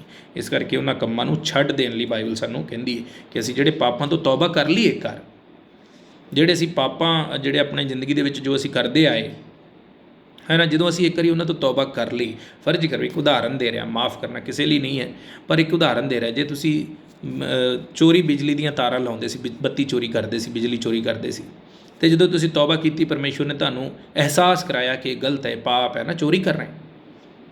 ਸੋ ਤੁਸੀਂ ਕੀ ਉਸ ਜਗ੍ਹਾ 'ਤੇ ਜਦੋਂ ਤੌਬਾ ਕੀਤੀ ਅਤੇ ਪ੍ਰਭੂ ਦੇ ਆਤਮਾ ਨੇ ਤੁਹਾਡੇ ਨਾਲ ਗੱਲ ਕੀਤੀ, ਅਤੇ ਤੁਸੀਂ ਤੌਬਾ ਕਰਨ ਤੋਂ ਬਾਅਦ ਉਹ ਸਭ ਕੁਝ ਛੱਡ ਦਿੱਤਾ, ਤਾਰਾਂ ਲਾ ਦਿੱਤੀਆਂ, ਹੈ ਨਾ, ਹੁਣ ਤੁਸੀਂ ਨਹੀਂ ਲਾਉਂਦੇ। ਪਰ ਇੱਕ ਸਮਾਂ ਆਇਆ ਜਦੋਂ ਕਿਸੇ ਵੀ ਵਜ੍ਹਾ ਨਾਲ ਤੁਸੀਂ ਫਿਰ ਤਾਰਾਂ ਲਾਉਣੀਆਂ ਸ਼ੁਰੂ ਕਰ ਦਿੱਤੀਆਂ, ਅਤੇ ਫਿਰ ਕੀ ਹੋਇਆ, ਮਤਲਬ ਕੀ ਹੋਇਆ ਉਸ ਗੱਲ ਦਾ ਕਿ ਜਿਹੜੇ ਪਾਪ ਦਾ ਤੁਸੀਂ ਇਕਰਾਰ ਕਰ ਲਿਆ ਸੀ ਇੱਕ ਸਮੇਂ, ਹੈ ਨਾ, ਉਹਨੂੰ ਤੁਸੀਂ ਦੁਬਾਰਾ ਸ਼ੁਰੂ ਕਰ ਲਿਆ ਜ਼ਿੰਦਗੀ ਦੇ ਵਿੱਚ। ਅਤੇ ਬਾਈਬਲ ਇਸੇ ਕਰਕੇ ਕਹਿੰਦੀ ਹੈ ਕਿ ਹੁਣ ਅਸੀਂ ਉਹ ਜੀਵਨ ਦੁਬਾਰਾ ਨਹੀਂ ਜੀ ਸਕਦੇ, ਹੈ ਨਾ, ਅਸੀਂ ਉਸ ਜੀਵਨ ਵਿੱਚ ਦੁਬਾਰਾ ਐਸਾ ਜੀਵਨ ਨਹੀਂ ਜੀ ਸਕਦੇ, ਹੈ ਨਾ, ਉਹ ਸਾਡੇ ਕੋਲ ਹੱਕ ਨਹੀਂ। ਜੋ ਅਸੀਂ ਪਰਮੇਸ਼ਵਰ ਦੇ ਸਾਹਮਣੇ ਮੰਨ ਲਿਆ, ਉਸ ਪਾਪ ਨੂੰ ਛੱਡ ਦਿੱਤਾ, ਅਸੀਂ ਤੌਬਾ ਕਰ ਲਈ, ਉਸ ਪਾਪ ਤੋਂ ਅਸੀਂ ਦੁਬਾਰਾ ਨਹੀਂ ਕਰਨੀ। ਸੋ ਇਸੇ ਤਰ੍ਹਾਂ ਨਸ਼ੇ ਵੀ ਨੇ, ਇਸੇ ਤਰ੍ਹਾਂ ਕ੍ਰੋਧ ਵੀ ਹੈ। ਜਦੋਂ ਅਸੀਂ ਤੌਬਾ ਕਰ ਲਈ, ਪ੍ਰਭੂ ਨੂੰ ਕਹਿ ਦਿੱਤਾ ਕਿ ਪ੍ਰਭੂ ਅਸੀਂ ਇਹ ਨਹੀਂ ਕਰਾਂਗੇ, ਅਤੇ ਫਿਰ ਸਾਨੂੰ ਉਹ ਕਰਨ ਦਾ ਹੱਕ ਨਹੀਂ ਰਹਿ ਜਾਂਦਾ। ਦੇਖੀਏ, ਪਰਮੇਸ਼ਵਰ ਜਾਦੂ ਨਹੀਂ ਕਰਦਾ। ਮੈਂ ਇਸ ਜਗ੍ਹਾ 'ਤੇ ਗੱਲ ਕਹਾਂਗਾ, ਬੜੀ ਵਾਰੀ ਸਾਡੀ ਇਹ ਪ੍ਰਾਰਥਨਾ ਹੁੰਦੀ, ਪ੍ਰਭੂ ਦੂਸਰਿਆਂ ਨੂੰ ਵੀ ਅਸੀਂ ਕਹਿੰਦੇ, ਸਾਡੇ ਬੇਟੇ ਲਈ ਪ੍ਰਾਰਥਨਾ ਕਰੋ ਨਸ਼ਾ ਛੱਡ ਦੇ, ਮੇਰੇ ਘਰ ਵਾਲੇ ਲਈ ਪ੍ਰਾਰਥਨਾ ਕਰੋ ਨਸ਼ਾ ਛੱਡ ਦੇ। ਪ੍ਰਾਰਥਨਾ ਕਰਨਾ ਸਾਡਾ ਫਰਜ਼ ਹੈ, ਹਰੇਕ ਦਾ ਫਰਜ਼ ਹੈ। ਪਰ ਇੱਕ ਗੱਲ ਇਹ ਵੀ ਚੇਤੇ ਰੱਖਣੀ ਚਾਹੀਦੀ ਹੈ, ਜਿੰਨਾ ਚਿਰ ਇਨਸਾਨ ਫੈਸਲਾ ਨਹੀਂ ਕਰਦਾ, ਹੈ ਨਾ, ਜਦੋਂ ਤੱਕ ਦੇਖੀਏ ਪਰਮੇਸ਼ਵਰ ਔਰ ਇਨਸਾਨ ਦਾ ਜਿਹੜਾ ਸੰਬੰਧ ਹੈ ਨਾ, ਦੋ ਹੱਥਾਂ ਨਾਲ ਤਾੜੀ ਵੱਜਦੀ ਹੈ। ਮੈਂ ਬਾਰ-ਬਾਰ ਇਸ ਗੱਲ ਨੂੰ ਕਹਿਣਾ, ਬਹੁਤ ਸਾਰੇ ਲੋਕ ਭਾਵੇਂ ਇਸ ਗੱਲ ਲਈ ਮੇਰੇ ਨਾਲ ਸਹਿਮਤ ਨਾ ਹੋਣ, ਹੈ ਨਾ, ਬੁਰੀ ਲੱਗਦੀ ਹੈ ਇਹ ਗੱਲ ਜਦੋਂ, ਹੈ ਨਾ, ਮੈਂ ਇਸ ਗੱਲ ਨੂੰ ਕਹਿਣਾ। ਲੋਕ ਸੋਚਦੇ ਨੇ ਵੀ ਪ੍ਰਾਰਥਨਾ ਕਰੋ, ਪ੍ਰਾਰਥਨਾ ਕੁਝ ਵੀ ਕਰ ਸਕਦੀ ਹੈ, ਪ੍ਰਾਰਥਨਾ ਕੁਝ ਵੀ ਕਰ ਸਕਦੀ ਹੈ ਨਾ। ਬਾਈਬਲ ਦੇ ਵਿੱਚ ਲਿਖਿਆ, ਧਰਮੀ ਜਨ ਦੀ ਪ੍ਰਾਰਥਨਾ ਨਾਲ ਬਹੁਤ ਕੁਝ ਹੋ ਸਕਦਾ। ਤੁਹਾਡੀ ਪ੍ਰਾਰਥਨਾ, ਤੁਸੀਂ ਧਰਮੀ ਜੇ ਪਰਮੇਸ਼ਵਰ 'ਤੇ ਵਿਸ਼ਵਾਸ ਕਰਦੇ, ਜੇ ਤੁਸੀਂ ਧਰਮੀ ਜੇ, ਤੁਹਾਡੀ ਪ੍ਰਾਰਥਨਾ ਨਾਲ ਵੀ ਬਹੁਤ ਕੁਝ ਹੋ ਸਕਦਾ, ਮੇਰੀ ਪ੍ਰਾਰਥਨਾ ਨਾਲ ਵੀ ਬਹੁਤ ਕੁਝ ਹੋ ਸਕਦਾ। ਪਰ ਕਦੋਂ ਹੋ ਸਕਦਾ ਹੈ ਨਾ, ਬਾਈਬਲ ਦੇ ਵਿੱਚ ਮੈਂ ਬਾਰ-ਬਾਰ ਇਹਨਾਂ ਗੱਲਾਂ ਦੇ ਉਦਾਹਰਨ ਦੇਣਾ, ਜਿਨ੍ਹਾਂ ਦੀ ਜ਼ਿੰਦਗੀ 'ਚ ਵੀ ਪਰਮੇਸ਼ਵਰ ਨੇ ਕੰਮ ਕੀਤਾ। ਪਹਿਲਾਂ ਉਹਨਾਂ ਦੀ ਜ਼ਿੰਦਗੀ 'ਤੇ ਵਿਚਾਰ ਕਰੀਏ, ਉਹਨਾਂ ਦੀ ਜ਼ਿੰਦਗੀ ਨੂੰ ਵੇਖੀਏ, ਉਹਨਾਂ ਦੀ ਜ਼ਿੰਦਗੀ 'ਚ ਪਰਮੇਸ਼ਵਰ ਨੇ ਕੰਮ ਕਿਵੇਂ ਕੀਤਾ। ਤਾੜੀ ਦੋਵਾਂ ਹੱਥਾਂ ਨਾਲ ਵੱਜੀ, ਉਹਨਾਂ ਨੇ ਪਰਮੇਸ਼ਵਰ ਦੇ ਅੱਗੇ ਪ੍ਰਾਰਥਨਾ ਵੀ ਕੀਤੀ ਔਰ ਪਰਮੇਸ਼ਵਰ ਨੂੰ ਆਪਣੀ ਜ਼ਿੰਦਗੀ ਰਾਹੀਂ ਪ੍ਰਸੰਨ ਵੀ ਕੀਤਾ, ਹੈ ਨਾ, ਖੁਸ਼ ਕੀਤਾ। ਉਹਨਾਂ ਦੀ ਜ਼ਿੰਦਗੀ ਤੋਂ ਪਰਮੇਸ਼ਵਰ ਖੁਸ਼ ਹੋਇਆ। ਫਿਰ ਦੋਵਾਂ ਹੱਥਾਂ ਨਾਲ ਤਾੜੀ ਵੱਜੀ, ਫਿਰ ਪਰਮੇਸ਼ਵਰ ਨੇ ਦਇਆ ਕੀਤੀ, ਪਰਮੇਸ਼ਵਰ ਨੇ ਜ਼ਿੰਦਗੀ 'ਚ ਕੰਮ ਕੀਤਾ। ਸੋ ਕੁਝ ਵੀ ਹੈ, ਜਿੰਨਾ ਚਿਰ ਅਸੀਂ ਖੁਦ ਸੱਚੇ ਦਿਲੋਂ ਪਰਮੇਸ਼ਵਰ ਦੇ ਸਾਹਮਣੇ ਆਪਣੀ ਗਲਤੀ ਨੂੰ ਮੰਨ ਕੇ ਅਤੇ ਇਹ ਫੈਸਲਾ ਨਹੀਂ ਕਰਦੇ ਕਿ ਪਰਮੇਸ਼ਵਰ ਛੱਡਣ ਲਈ ਤਿਆਰ ਹੈ, ਮੈਂ ਇਸ ਗਲਤੀ ਨੂੰ ਛੱਡਣ ਲਈ ਤਿਆਰ ਹਾਂ, ਇਸ ਕੰਮ ਵਿੱਚ, ਇਸ ਗੱਲ ਵਿੱਚ ਸੁਧਾਰ ਕਰਨ ਲਈ ਤਿਆਰ ਹੈ, ਅਤੇ ਫਿਰ ਪਰਮੇਸ਼ਵਰ ਕੰਮ ਕਰਦਾ, ਫਿਰ ਪ੍ਰਾਰਥਨਾ ਵੀ ਕੰਮ ਕਰਦੀ। ਪਰ ਜੇ ਇੱਕ ਪਾਸੇ ਅਸੀਂ ਕਹਿੰਦੇ ਕਿ ਮੈਂ ਪਰਮੇਸ਼ਵਰ ਮੇਰੀ ਜ਼ਿੰਦਗੀ 'ਚੋਂ ਨਸ਼ਾ ਦੂਰ ਹੋ ਜਾਏ, ਹੈ ਨਾ, ਮੇਰੀ ਜ਼ਿੰਦਗੀ 'ਚੋਂ ਆਹ ਚੀਜ਼ ਦੂਰ ਹੋ ਜਾਏ, ਅਤੇ ਕਦਮ ਉਸੇ ਵੱਲ ਨੂੰ ਹੀ ਵਧਾਉਂਦੇ ਹਾਂ ਅਸੀਂ, ਹੈ ਨਾ। ਕੁਝ ਵੀ ਕਰਨ ਲਈ ਥੋੜ੍ਹੀ ਕੋਸ਼ਿਸ਼ ਕਰਨੀ ਪੈਂਦੀ ਹੈ। ਫਰਜ਼ ਕਰੋ ਤੁਹਾਡੇ ਘਰ ਦੇ ਵਿੱਚ ਲੜਾਈ ਝਗੜਾ ਰਹਿੰਦਾ ਹੈ, ਪ੍ਰਾਰਥਨਾ ਤੁਸੀਂ ਮੈਨੂੰ ਰੋਜ਼ ਫੋਨ ਕਰੋ ਕਿ ਭਾਅ ਜੀ ਸਾਡੇ ਲਈ ਪ੍ਰਾਰਥਨਾ ਕਰੋ, ਔਰ ਮੈਂ ਰੋਜ਼ ਪ੍ਰਾਰਥਨਾ ਕਰਾਂਗਾ। ਮੇਰੀ ਵੱਲੋਂ ਕਦੀ ਨਾ ਨਹੀਂ, ਦਿਨ 'ਚ 10 ਵਾਰੀ ਵੀ ਫੋਨ ਕਰੋ, 20 ਵਾਰੀ ਫੋਨ ਕਰੋ, ਮੈਂ ਪ੍ਰਾਰਥਨਾ ਕਰਾਂਗਾ। ਮੈਨੂੰ ਪ੍ਰਾਰਥਨਾ ਵੱਲੋਂ ਨਾ ਨਹੀਂ ਹੈ। ਪਰ ਤੁਹਾਡੇ ਘਰ ਦਾ ਲੜਾਈ ਝਗੜਾ ਕਦੋਂ ਖਤਮ ਹੋਏਗਾ? ਮੇਰੀ ਪ੍ਰਾਰਥਨਾ, ਜੇ ਫਰਜ਼ ਕਰੋ ਮੇਰੀ ਪ੍ਰਾਰਥਨਾ ਨਾਲ ਤੁਹਾਡੇ ਘਰ ਦਾ, ਤੁਹਾਨੂੰ ਕੁਝ ਕਰਨ ਦੀ ਲੋੜ ਨਹੀਂ, ਮੇਰੀ ਪ੍ਰਾਰਥਨਾ ਨਾਲ ਪਰਮੇਸ਼ਵਰ, ਜ਼ਰੂਰ ਪਰਮੇਸ਼ਵਰ ਨੇ ਬਹੁਤ ਸਾਰੇ ਕੰਮ ਕੀਤੇ ਆ, ਕਰਦਾ ਵੀ ਹੈ, ਪਰ ਉਹਦੇ ਵਿੱਚ ਤੁਹਾਡਾ ਵੀ ਇੱਕ ਰੋਲ ਹੈ। ਪਰਮੇਸ਼ਵਰ ਨੇ ਆਪਣੇ ਦਾਸਾਂ ਨੂੰ, ਇੱਕ ਗੱਲ ਧਿਆਨ 'ਚ ਰੱਖਿਓ, ਪਰਮੇਸ਼ਵਰ ਨੇ ਆਪਣੇ ਦਾਸਾਂ ਨੂੰ ਵਿਚੋਲੇ ਬਣਾਇਆ ਇੱਕ ਤਰ੍ਹਾਂ ਨਾਲ। ਵਿਚੋਲੇ ਕਿਸ ਤਰ੍ਹਾਂ? ਮਤਲਬ ਰਿਸ਼ਤੇ ਕਰਾਉਣ ਵਾਲੇ ਵਿਚੋਲੇ ਨਹੀਂ, ਰਿਸ਼ਤੇ ਕਰਾਉਣ ਵਾਲੇ ਵਿਚੋਲੇ ਵੀ ਕਹਿ ਸਕਦੇ ਜੀ। ਪਰਮੇਸ਼ਵਰ ਦਾ ਔਰ ਲੋਕਾਂ ਦਾ ਰਿਸ਼ਤਾ ਅਸੀਂ ਆਪਸ ਦੇ ਵਿੱਚ ਜੋੜਦੇ ਹਾਂ। ਪਰਮੇਸ਼ਵਰ ਨੇ ਆਪਣੇ ਦਾਸਾਂ ਨੂੰ ਇਹ ਹੱਕ ਦਿੱਤਾ, ਸਾਡੇ ਕੰਮ ਹੈ। ਔਰ ਜਦੋਂ ਤੁਸੀਂ ਸਾਨੂੰ ਪ੍ਰਾਰਥਨਾ ਲਈ ਕਹਿੰਦੇ ਜੇ, ਅਤੇ ਅਸੀਂ ਪ੍ਰਾਰਥਨਾ ਪਰਮੇਸ਼ਵਰ ਸਾਹਮਣੇ ਕਰਨੀ ਹੈ, ਔਰ ਪਰਮੇਸ਼ਵਰ ਆਪਣੇ ਦਾਸਾਂ ਦੀ ਪ੍ਰਾਰਥਨਾ ਦਾ ਆਦਰ ਕਰਦਾ ਹੈ। ਪਰ ਉਹਦੇ ਨਾਲ ਨਾਲ ਹਰੇਕ ਨੂੰ ਪਰਮੇਸ਼ਵਰ ਨੇ ਇੱਕ ਜ਼ਿੰਮੇਵਾਰੀ ਦਿੱਤੀ ਹੈ। ਸਾਨੂੰ ਜ਼ਿੰਮੇਵਾਰੀ ਹੈ ਪ੍ਰਾਰਥਨਾ ਦੀ, ਤੁਹਾਡੇ ਲਈ ਪ੍ਰਾਰਥਨਾ ਕਰਨਾ। ਪਰ ਤੁਹਾਡੀ ਜ਼ਿੰਮੇਵਾਰੀ ਕੀ ਹੈ ਕਿ ਜਿਹੜੀ ਗੱਲ ਲਈ ਤੁਸੀਂ ਪ੍ਰਾਰਥਨਾ ਕਰਨ ਲਈ ਕਹਿ ਰਹੇ ਜੇ, ਉਸ ਗੱਲ ਵਿੱਚ ਸੁਧਾਰ ਕਰਨ ਦੀ ਕੋਸ਼ਿਸ਼ ਕਰਨੀ ਹੈ। ਆਪਣੇ ਜੋ ਤੁਹਾਡਾ ਰੋਲ ਹੈ ਉਹਦੇ ਵਿੱਚ ਉਹ ਤੁਸੀਂ ਵੀ ਨਿਭਾਉਣਾ। ਹੁਣ ਘਰ ਵਿੱਚ ਸੁੱਖ ਸ਼ਾਂਤੀ ਚਾਹੀਦੀ, ਮੈਂ ਕੀ ਕਹਿਣਾ ਚਾਹ ਰਿਹਾ, ਮੈਂ ਸਮਝਾਉਣਾ। ਘਰ ਵਿੱਚ ਤੁਹਾਨੂੰ ਸੁੱਖ ਸ਼ਾਂਤੀ ਚਾਹੀਦੀ, ਘਰ 'ਚ ਲੜਾਈ ਝਗੜਾ ਨਾ ਹੋਵੇ। ਕਿਸ ਤਰ੍ਹਾਂ ਹੋਏਗਾ? ਮੈਂ ਪ੍ਰਾਰਥਨਾ ਕਰਦਾ, ਜ਼ਰੂਰ ਪਰਮੇਸ਼ਵਰ ਮੇਰੀ ਪ੍ਰਾਰਥਨਾ ਦਾ ਆਦਰ ਕਰੇਗਾ, ਪਰ ਪਰਮੇਸ਼ਵਰ ਤੁਹਾਡੀ ਜ਼ੁਬਾਨ ਨੂੰ ਨਹੀਂ ਫੜ ਲੇਗਾ। ਆ ਕੇ ਬੋਲਣ ਲੱਗਿਆ ਤੁਹਾਡੀ ਜ਼ੁਬਾਨ ਥੋੜ੍ਹੀ ਫੜ ਲੇਗਾ। ਤੰਬਾਕੂ ਤੁਸੀਂ ਹੱਥ 'ਚ ਰੱਖਿਆ, ਪਰਮੇਸ਼ਵਰ ਤੁਹਾਡਾ ਹੱਥ ਥੋੜ੍ਹੀ ਫੜ ਲੇਗਾ। ਮੈਂ ਪ੍ਰਾਰਥਨਾ ਕਰ ਰਿਹਾ, ਪ੍ਰਭੂ ਇਹਦਾ ਨਸ਼ਾ ਛੁੱਟ ਜੇ, ਉਹ ਤੁਹਾਨੂੰ ਹੀ ਹੱਥ ਪਿਛਾਂਹ ਕਰਨੇ ਪੈਣੇ ਉਹਦੇ ਤੋਂ। ਜੇ ਘਰ ਵਿੱਚ ਸੁੱਖ ਸ਼ਾਂਤੀ ਚਾਹੀਦੀ ਹੈ, ਥੋੜ੍ਹੀ ਇੱਕ ਦੂਜੇ ਦੀ ਬਰਦਾਸ਼ਤ ਕਰਨੀ ਪੈਣੀ ਹੈ। ਇਕੱਲੀ ਪ੍ਰਾਰਥਨਾ ਜੇ ਤੁਸੀਂ ਆਖੋਗੇ ਕਿ ਭਾਈ ਜੀ ਸਾਡੇ ਲਈ ਪ੍ਰਾਰਥਨਾ ਕਰੋ, ਮੈਂ ਪ੍ਰਾਰਥਨਾ ਕਰਦਾ, ਤੁਸੀਂ ਆਪਣਾ ਜ਼ੁਬਾਨ 'ਤੇ ਕੰਟਰੋਲ ਨਹੀਂ, ਬੋਲਣ ਲੱਗਿਆ ਸੋਚਦੇ ਨਹੀਂ, ਥੋੜ੍ਹਾ ਧੀਰਜ ਨਹੀਂ ਰੱਖਦੇ, ਥੋੜ੍ਹਾ ਸਹਿ ਨਹੀਂ ਸਕਦੇ, ਮੈਨੂੰ ਤੁਸੀਂ ਪ੍ਰਾਰਥਨਾ ਲਈ ਕਹਿੰਦੇ ਜੇ, ਮੈਂ ਜ਼ਰੂਰ ਪ੍ਰਾਰਥਨਾ ਕਰਾਂਗਾ। ਮੇਰੀ ਪ੍ਰਾਰਥਨਾ ਪਰਮੇਸ਼ਵਰ ਜ਼ਰੂਰ, ਜੋ ਕਰਨ ਵਾਲਾ, ਜੋ ਨੇ ਆਪਣੇ ਵਚਨ ਦੇ ਵਿੱਚ ਕਿਹਾ, ਮੇਰੀ ਪ੍ਰਾਰਥਨਾ ਦਾ ਜ਼ਰੂਰ ਆਦਰ ਕਰੇਗਾ। ਪਰ ਤੁਹਾਡੀ ਜ਼ਿੰਦਗੀ 'ਚ ਕੰਮ ਕਿੱਦਣ ਹੋਏਗਾ? ਜਿੱਦਣ ਤੁਸੀਂ ਵੀ ਥੋੜ੍ਹਾ ਜਿਹਾ ਧੀਰਜ ਰੱਖਣਾ ਸ਼ੁਰੂ ਕਰ ਦਿਓਗੇ, ਥੋੜ੍ਹਾ ਸਹਿਣਾ ਸ਼ੁਰੂ ਕਰ ਦਿਓਗੇ। ਜੇ ਸਹਿਣ ਲਈ ਤਿਆਰ ਨਹੀਂ ਹੈ ਨਾ, ਅਤੇ ਫਿਰ ਮੁੜ ਕੇ ਕੀ ਹੋਣਾ? ਅਸੀਂ ਇਸ ਚਰਚ ਜਾਂਦੇ ਹਾਂ, ਭਾਈ ਜੀ ਨੂੰ ਪ੍ਰਾਰਥਨਾ ਲਈ ਕਹਿੰਦੇ ਹਾਂ, ਕੋਈ ਇਸ ਚਰਚ ਦੇ ਵਿੱਚ ਸ਼ਕਤੀ ਨਹੀਂ, ਸਾਡੇ ਭਾਈ ਦੀ ਪ੍ਰਾਰਥਨਾ 'ਚ ਸ਼ਕਤੀ ਨਹੀਂ। ਮੇਰੀ ਪ੍ਰਾਰਥਨਾ 'ਚ ਸ਼ਕਤੀ ਹੈ ਜਾਂ ਨਹੀਂ ਹੈ, ਉਹ ਮੇਰਾ ਔਰ ਪਰਮੇਸ਼ਵਰ ਦਾ ਮਸਲਾ ਹੈ, ਉਹ ਕਿਸੇ ਦਾ ਮਸਲਾ ਨਹੀਂ। ਪਰਮੇਸ਼ਵਰ ਮੇਰੀ ਪ੍ਰਾਰਥਨਾ ਨੂੰ, ਮੈਂ ਆਪਣੀ ਜ਼ਿੰਦਗੀ 'ਚ ਆਪਣੀ ਪ੍ਰਾਰਥਨਾ ਦੇ ਉੱਤਰ ਵੇਖੇ ਹੈ ਨਾ। ਪਰਮੇਸ਼ਵਰ ਨੇ ਜੋ ਪ੍ਰਾਰਥਨਾਵਾਂ ਛੋਟੀਆਂ ਮੋਟੀਆਂ ਅਸੀਂ ਕਰਦੇ ਹਾਂ, ਜਿੰਨੀਆਂ ਵੀ ਅਸੀਂ ਕਰ ਸਕਦੇ, ਜੋ ਵੀ ਕਰਦੇ ਹਾਂ, ਪਰਮੇਸ਼ਵਰ ਉਹਦਾ ਆਦਰ ਕੀਤਾ ਹੈ। ਪਰ ਉਹ ਉਦੋਂ, ਮੇਰੀ ਨਿੱਜੀ ਜ਼ਿੰਦਗੀ ਦੀ ਵੱਖਰੀ ਗੱਲ ਹੈ, ਮੇਰੀ ਨਿੱਜੀ ਜ਼ਿੰਦਗੀ 'ਚ ਪਰਮੇਸ਼ਵਰ ਨੇ ਬਹੁਤ ਕੁਝ ਕੀਤਾ, ਮੇਰੀ ਪ੍ਰਾਰਥਨਾ ਬਹੁਤ ਵਾਰੀ ਸੁਣੀ ਹੈ। ਮੈਂ ਆਪਣੀ ਜ਼ਿੰਦਗੀ 'ਚ ਪਰਮੇਸ਼ਵਰ ਦੇ ਸਾਫ਼ ਸਪਸ਼ਟ ਹੱਥ ਨੂੰ ਕੰਮ ਕਰਦੇ ਵੇਖਿਆ। ਮੇਰੇ ਲਈ ਪਰਮੇਸ਼ਵਰ ਨੇ ਐਸੇ ਸਮੇਂ 'ਤੇ ਐਸੇ ਕੰਮ ਕੀਤੇ ਜਿੱਥੇ ਆਸ ਨਹੀਂ ਸੀ, ਹੈ ਨਾ। ਇਹ ਮੇਰੀ ਜ਼ਿੰਦਗੀ ਦੀ ਜਿੰਦਾ ਗਵਾਹੀ ਹੈ। ਪਰ ਤੁਹਾਡੇ ਲਈ ਮੇਰੀਆਂ ਪ੍ਰਾਰਥਨਾਵਾਂ ਉਦੋਂ ਕੰਮ ਕਰਨਗੀਆਂ ਜਦੋਂ ਤੁਸੀਂ ਵੀ ਕੋਸ਼ਿਸ਼ ਕਰੋਗੇ। ਜੇ ਆਪਣੇ ਘਰ 'ਚ ਸੁੱਖ ਸ਼ਾਂਤੀ ਚਾਹੁੰਦੇ, ਥੋੜ੍ਹਾ ਇੱਕ ਦੂਜੇ ਲਈ ਬਰਦਾਸ਼ਤ ਕਰਨਾ ਵੀ ਸਿੱਖੋ। ਜੇ ਨਸ਼ੇ ਤੋਂ ਛੁਟਕਾਰਾ ਚਾਹੁੰਦੇ, ਥੋੜ੍ਹਾ ਉੱਤੋਂ ਪਿਛਾਂਹ ਹੋਣਾ ਸਿੱਖੋ, ਹੈ ਨਾ। ਜੇ ਘਰ ਦੇ ਵਿੱਚ ਤੁਸੀਂ ਇੱਕ ਦੂਜੇ ਦੀ ਝੱਲਣ ਲਈ ਤਿਆਰ ਨਹੀਂ ਜੇ, ਇੱਕ ਦੂਜੇ ਤੋਂ ਚੋਰੀਆਂ ਕਮਾਉਂਦੇ ਆ, ਇੱਕ ਦੂਜੇ ਤੋਂ ਓਹਲਾ ਰੱਖਦੇ ਆ, ਪਤੀ ਪਤਨੀ ਹੋ ਕੇ ਵੀ ਆਪਣੇ ਮਾਂ-ਬਾਪ ਦਾ ਆਦਰ ਨਹੀਂ ਕਰਦੇ, ਉਹਨਾਂ ਨੂੰ ਜਗ੍ਹਾ ਜੋ ਉਹਨਾਂ ਦਾ ਥਾਂ ਸਾਡੀ ਜ਼ਿੰਦਗੀ 'ਚ ਬਣਦਾ ਉਹ ਨਹੀਂ ਦਿੰਦੇ, ਅਤੇ ਫਿਰ ਮੇਰੀਆਂ ਪ੍ਰਾਰਥਨਾਵਾਂ ਦਾ ਕੋਈ ਮਤਲਬ ਨਹੀਂ ਹੈ। ਜੇ ਤੁਸੀਂ ਵੀ ਕੁਝ ਕਰਨ ਲਈ ਤਿਆਰ ਜੇ, ਤੁਹਾਨੂੰ ਮੈਂ ਬਹੁਤ ਭੁਲੇਖੇ 'ਚ ਪਾ ਸਕਦਾ, ਹੈ ਨਾ। ਤੁਹਾਨੂੰ ਮੈਂ ਜਿਸ ਤਰ੍ਹਾਂ ਲੋਕ ਠੱਗਦੇ ਨੇ ਅੱਜ ਕੱਲ੍ਹ, ਪਾਸਟਰ ਵੀ ਔਰ ਬੜੇ ਲੋਕ ਜਿਹੜੇ ਜਿਸ ਤਰ੍ਹਾਂ ਲੋਕਾਂ ਨੂੰ ਠੱਗ ਰਹੇ, ਮੈਂ ਵੀ ਤੁਹਾਨੂੰ ਠੱਗ ਸਕਦਾ। ਮੈਂ ਕਹਿ ਸਕਦਾ ਹੈ ਨਾ ਵੀ ਇੱਕ ਜਿਸ ਤਰ੍ਹਾਂ ਸਿਆਣਿਆਂ ਵਾਂਗੂ ਵੀ ਮੇਰੀ ਗੱਲ 'ਤੇ ਵਿਸ਼ਵਾਸ ਕਰੋ ਨਾ, ਤੁਹਾਡੇ ਘਰ 'ਚ ਆਹ ਚੀਜ਼ ਹੈ, ਤੁਹਾਡੇ ਘਰ 'ਚ ਆਹ ਮਸਲਾ। ਪਰ ਮੈਂ ਸਿੱਧੀ ਗੱਲ ਕਹਿਣਾ, ਤੁਹਾਡੇ ਘਰ 'ਚ ਚੀਜ਼ ਕੋਈ ਨਹੀਂ ਹੈ, ਤੁਹਾਡੀ ਜ਼ਿੰਦਗੀ 'ਚ, ਆਪਣੀ ਜ਼ਿੰਦਗੀ 'ਚ ਗੜਬੜ ਹੈ। ਜੇ ਤੁਹਾਡੇ ਘਰ 'ਚ ਲੜਾਈ ਝਗੜਾ ਰਹਿੰਦਾ ਹੈ, ਜੇ ਤੁਹਾਡੀ ਜ਼ਿੰਦਗੀ 'ਚ ਨਸ਼ਾ ਰਹਿੰਦਾ ਹੈ, ਅਤੇ ਤੁਹਾਡੇ ਘਰ 'ਚ ਕਿਸੇ ਚੀਜ਼ ਦਾ ਪਹਿਰਾ ਨਹੀਂ ਜਿਹਨੇ ਤੁਹਾਨੂੰ ਕੋਈ ਚੀਜ਼ ਤੁਹਾਡੀ ਜ਼ੁਬਾਨ ਨੂੰ ਇਹ ਨਹੀਂ ਕਹਿੰਦੀ ਵੀ ਹਾਂ ਇਹਨੂੰ ਗਾਲ ਕੱਢ, ਹੈ ਨਾ, ਉਹ ਤੁਹਾਡਾ ਆਪਣਾ ਸੁਭਾਅ ਹੈ ਜਿਹਨੂੰ ਤੁਸੀਂ ਕੰਟਰੋਲ ਕਰਨਾ ਹੈ ਨਾ। ਪਰਮੇਸ਼ਵਰ ਨੇ ਸਾਨੂੰ ਇਹ ਸ਼ਕਤੀ ਦਿੱਤੀ ਹੈ ਇਨਸਾਨ ਦੇ ਅੰਦਰ। ਜੇ ਉਹ ਪਾਪ ਕਰਨ ਵਿੱਚ ਲੱਗਾ ਰਹਿ ਸਕਦਾ ਤਾਂ ਪਾਪ ਤੋਂ ਛੁਟਕਾਰਾ ਪਾਉਣ ਲਈ ਵੀ ਕਦਮ ਚੁੱਕ ਸਕਦਾ, ਇਹਨਾਂ ਨੂੰ ਕੋਸ਼ਿਸ਼ ਕਰ ਸਕਦਾ ਹੈ, ਔਰ ਪਰਮੇਸ਼ਵਰ ਉਸ ਕੋਸ਼ਿਸ਼ 'ਤੇ ਬਰਕਤ ਦਿੰਦਾ। ਸੋ ਕਹਿਣ ਦਾ ਮਤਲਬ ਕੀ ਹੈ, ਮੁੱਖ ਦੀ ਗੱਲ ਜਿਹੜੀ ਹੈ ਉਹ ਇਹ ਹੈ ਕਿ ਤੁਹਾਡੀ ਕੋਸ਼ਿਸ਼ ਜ਼ਰੂਰ ਹੋਣੀ ਚਾਹੀਦੀ ਹੈ ਨਾ। ਸਾਡੀਆਂ ਪ੍ਰਾਰਥਨਾਵਾਂ 'ਚ ਸਾਨੂੰ ਨਹੀਂ ਸ਼ੱਕ ਬਿਲਕੁਲ ਵੀ ਕਿ ਸਾਡੀਆਂ ਪ੍ਰਾਰਥਨਾਵਾਂ 'ਚ ਸ਼ਕਤੀ ਨਹੀਂ ਹੈ ਜਾਂ ਪਰਮੇਸ਼ਵਰ ਸਾਡੀ ਪ੍ਰਾਰਥਨਾ ਸੁਣਦਾ ਨਹੀਂ, ਪਰ ਉਹ ਕੰਮ ਕਦੋਂ ਕਰਦੀ ਹੈ? ਜੋ ਮੈਂ ਆਪਣੇ ਲਈ ਕਰਾਂਗਾ ਉਹ ਮੇਰਾ ਔਰ ਪਰਮੇਸ਼ਵਰ ਦਾ ਮਸਲਾ ਹੈ। ਮੇਰੀ ਜ਼ਿੰਦਗੀ 'ਚ ਪਰਮੇਸ਼ਵਰ ਜ਼ਰੂਰ ਮੇਰੀ ਪ੍ਰਾਰਥਨਾ ਸੁਣਦਾ ਹੈ ਔਰ ਸਹੀ ਸਮੇਂ 'ਤੇ ਸਹੀ ਕੰਮ ਕਰਦਾ। ਇਹ ਨਹੀਂ ਕਹਿੰਦਾ ਵੀ ਅੱਜ ਪ੍ਰਾਰਥਨਾ ਕੀਤੀ ਸਵੇਰੇ ਉੱਤਰ ਦੇ ਦਿੰਦਾ, ਪਰ ਮੇਰੀ ਪ੍ਰਾਰਥਨਾ ਸੁਣ ਕੇ ਸਹੀ ਸਮੇਂ 'ਤੇ ਉੱਤਰ ਦਿੰਦਾ ਹੈ। ਜੋ ਮੇਰੇ ਲਈ, ਮੇਰੇ ਪਰਿਵਾਰ ਲਈ ਮੈਂ ਕਰਦਾ, ਆਪਣੇ ਲਈ ਕਰਦਾ। ਪਰ ਤੁਹਾਡੇ ਲਈ ਮੇਰੀ ਪ੍ਰਾਰਥਨਾ ਦਾ ਉੱਤਰ ਉਦੋਂ ਹੈ ਜਦੋਂ ਤੁਹਾਡੇ ਹੱਥੋਂ ਵੀ ਤੁਸੀਂ ਆਪਣੀ ਜ਼ਿੰਦਗੀ 'ਚ ਆਪਣੇ ਹੱਥਾਂ ਨਾਲ ਕੋਸ਼ਿਸ਼ ਕਰਦੇ ਜੇ, ਆਪਣੇ ਦਿਮਾਗ ਨਾਲ ਕੋਸ਼ਿਸ਼ ਕਰਦੇ ਜੇ ਨਾ, ਉਹਨਾਂ ਚੀਜ਼ਾਂ ਤੋਂ ਬਚਣ ਦੀ ਕੋਸ਼ਿਸ਼ ਕਰਦੇ ਜੇ, ਹੈ ਨਾ। ਉਦੋਂ ਇਹ ਚੀਜ਼ ਹੁੰਦੀ, ਸਮਝਦਾਰ ਰੱਖਦੇ, ਪਰਿਵਾਰ ਦੇ ਵਿੱਚ ਇੱਕ ਦੂਜੇ ਨਾਲ ਸਹਿਮਤੀ ਰੱਖਦੇ ਜੇ, ਉਦੋਂ ਪਰਿਵਾਰ ਵਿੱਚ ਸੁੱਖ ਸ਼ਾਂਤੀ ਬਣੀ ਰਹਿੰਦੀ। ਉਦੋਂ ਮੇਰੀ ਪ੍ਰਾਰਥਨਾ ਵੀ ਜ਼ਰੂਰ ਪਰਮੇਸ਼ਵਰ ਦੇ ਹਜ਼ੂਰ ਪਹੁੰਚਦੀ ਹੈ, ਸੁਣੀ ਜਾਂਦੀ ਹੈ, ਪਰਮੇਸ਼ਵਰ ਉੱਤਰ ਦਿੰਦਾ ਹੈ। ਪਰ ਉਦੋਂ ਹੀ ਹੁੰਦੀ ਹੈ ਜਦੋਂ ਤੁਸੀਂ ਹੁਣ ਮੂਸਾ ਜਦੋਂ ਪਰਮੇਸ਼ਵਰ ਦੇ ਹੁਕਮ ਲੈਣ ਲਈ ਗਿਆ ਪਹਾੜ ਉੱਤੇ, ਅਤੇ ਆਉਂਦਿਆਂ ਨੂੰ ਇਸਰਾਏਲੀ ਪਾਪ ਕਰਨ ਲੱਗੇ, ਮੂਰਤੀ ਪੂਜਾ ਕਰਨ ਲੱਗੇ। ਮੂਸਾ ਨੇ ਪ੍ਰਾਰਥਨਾ ਕੀਤੀ ਪਰਮੇਸ਼ਵਰ ਦੇ ਅੱਗੇ, ਪਰਮੇਸ਼ਵਰ ਨੇ ਪ੍ਰਾਰਥਨਾ ਸੁਣੀ, ਪਰ ਉਹਨਾਂ ਨੂੰ ਸਜ਼ਾ ਜ਼ਰੂਰ ਦਿੱਤੀ। ਜੇ ਮੂਸਾ ਦੀ ਪ੍ਰਾਰਥਨਾ ਇੱਕ ਦਾਸ ਦੇ ਤੌਰ 'ਤੇ ਜੇ ਪਰਮੇਸ਼ਵਰ ਨੇ ਸੁਣੀ ਸੀ ਤਾਂ ਫਿਰ ਉਹਨੂੰ ਸਜ਼ਾ ਨਹੀਂ ਸੀ ਦੇਣੀ ਚਾਹੀਦੀ, ਹੈ ਨਾ। ਮੂਸਾ ਦੀ ਪ੍ਰਾਰਥਨਾ ਉਹਨੇ ਸੁਣ ਲਈ, ਮੂਸਾ ਦੀ ਪ੍ਰਾਰਥਨਾ ਦਾ ਉਹਨੇ ਆਦਰ ਕੀਤਾ, ਮੂਸਾ ਦੀ ਪ੍ਰਾਰਥਨਾ ਨੂੰ ਸੁਣਿਆ, ਮੂਸਾ ਦੀ ਗੱਲ ਨੂੰ ਸੁਣਿਆ ਪਰਮੇਸ਼ਵਰ ਨੇ, ਮੂਸਾ ਨਾਲ ਗੱਲ ਕੀਤੀ ਇਸ ਬਾਰੇ ਪਰਮੇਸ਼ਵਰ ਨੇ। ਪਰ ਪਰਮੇਸ਼ਵਰ ਨੇ ਕਿਹਾ ਕਿ ਜੋ ਇਹ ਸਜ਼ਾ ਦੇ ਲਾਇਕ ਨੇ ਉਹ ਇਹਨਾਂ ਨੂੰ ਮਿਲਣੀ ਕਿਉਂਕਿ ਇਹਨਾਂ ਨੇ ਗੜਬੜੀ ਕੀਤੀ। ਸੋ ਉਸ ਜਗ੍ਹਾ 'ਤੇ ਤਿੰਨ ਪਾਰਟੀਆਂ ਨੇ, ਜਿਸ ਤਰ੍ਹਾਂ ਹੁਣ ਵੀ ਅਸੀਂ ਵੀ ਤਿੰਨ ਪਾਰਟੀਆਂ ਨੇ, ਤੁਸੀਂ ਜੇ ਵਿੱਚ ਮੈਂ ਹਾਂ ਔਰ ਫਿਰ ਪਰਮੇਸ਼ਵਰ ਹੈ ਨਾ। ਅਸੀਂ ਤਿੰਨ ਪਾਰਟੀਆਂ, ਪਰਮੇਸ਼ਵਰ, ਮੈਂ, ਮੇਰੀ ਪਤਨੀ, ਜੋ ਅਸੀਂ ਤੁਹਾਡੇ ਲਈ ਪ੍ਰਾਰਥਨਾ ਕਰਦੇ ਹਾਂ, ਸਾਡੀ ਇੱਕ ਪਾਰਟੀ ਹੋ ਗਈ, ਅਤੇ ਤੀਜੀ ਪਾਰਟੀ ਤੁਸੀਂ ਜੇ। ਔਰ ਪਰਮੇਸ਼ਵਰ ਜੋ ਅਸੀਂ ਤੁਹਾਡੇ ਲਈ ਪ੍ਰਾਰਥਨਾ ਕਰਾਂਗੇ, ਪਰਮੇਸ਼ਵਰ ਜ਼ਰੂਰ ਉਹਦੇ ਬਾਰੇ ਸਾਡੇ ਨਾਲ ਗੱਲ ਕਰੇਗਾ, ਪਰ ਤੁਹਾਡੇ ਜੋ ਤੁਸੀਂ ਕਰ ਰਹੇ ਜੇ ਉਹਦਾ ਹਿਸਾਬ ਕਿਤਾਬ ਪਰਮੇਸ਼ਵਰ ਤੁਹਾਡੇ ਨਾਲ ਕਰੇਗਾ।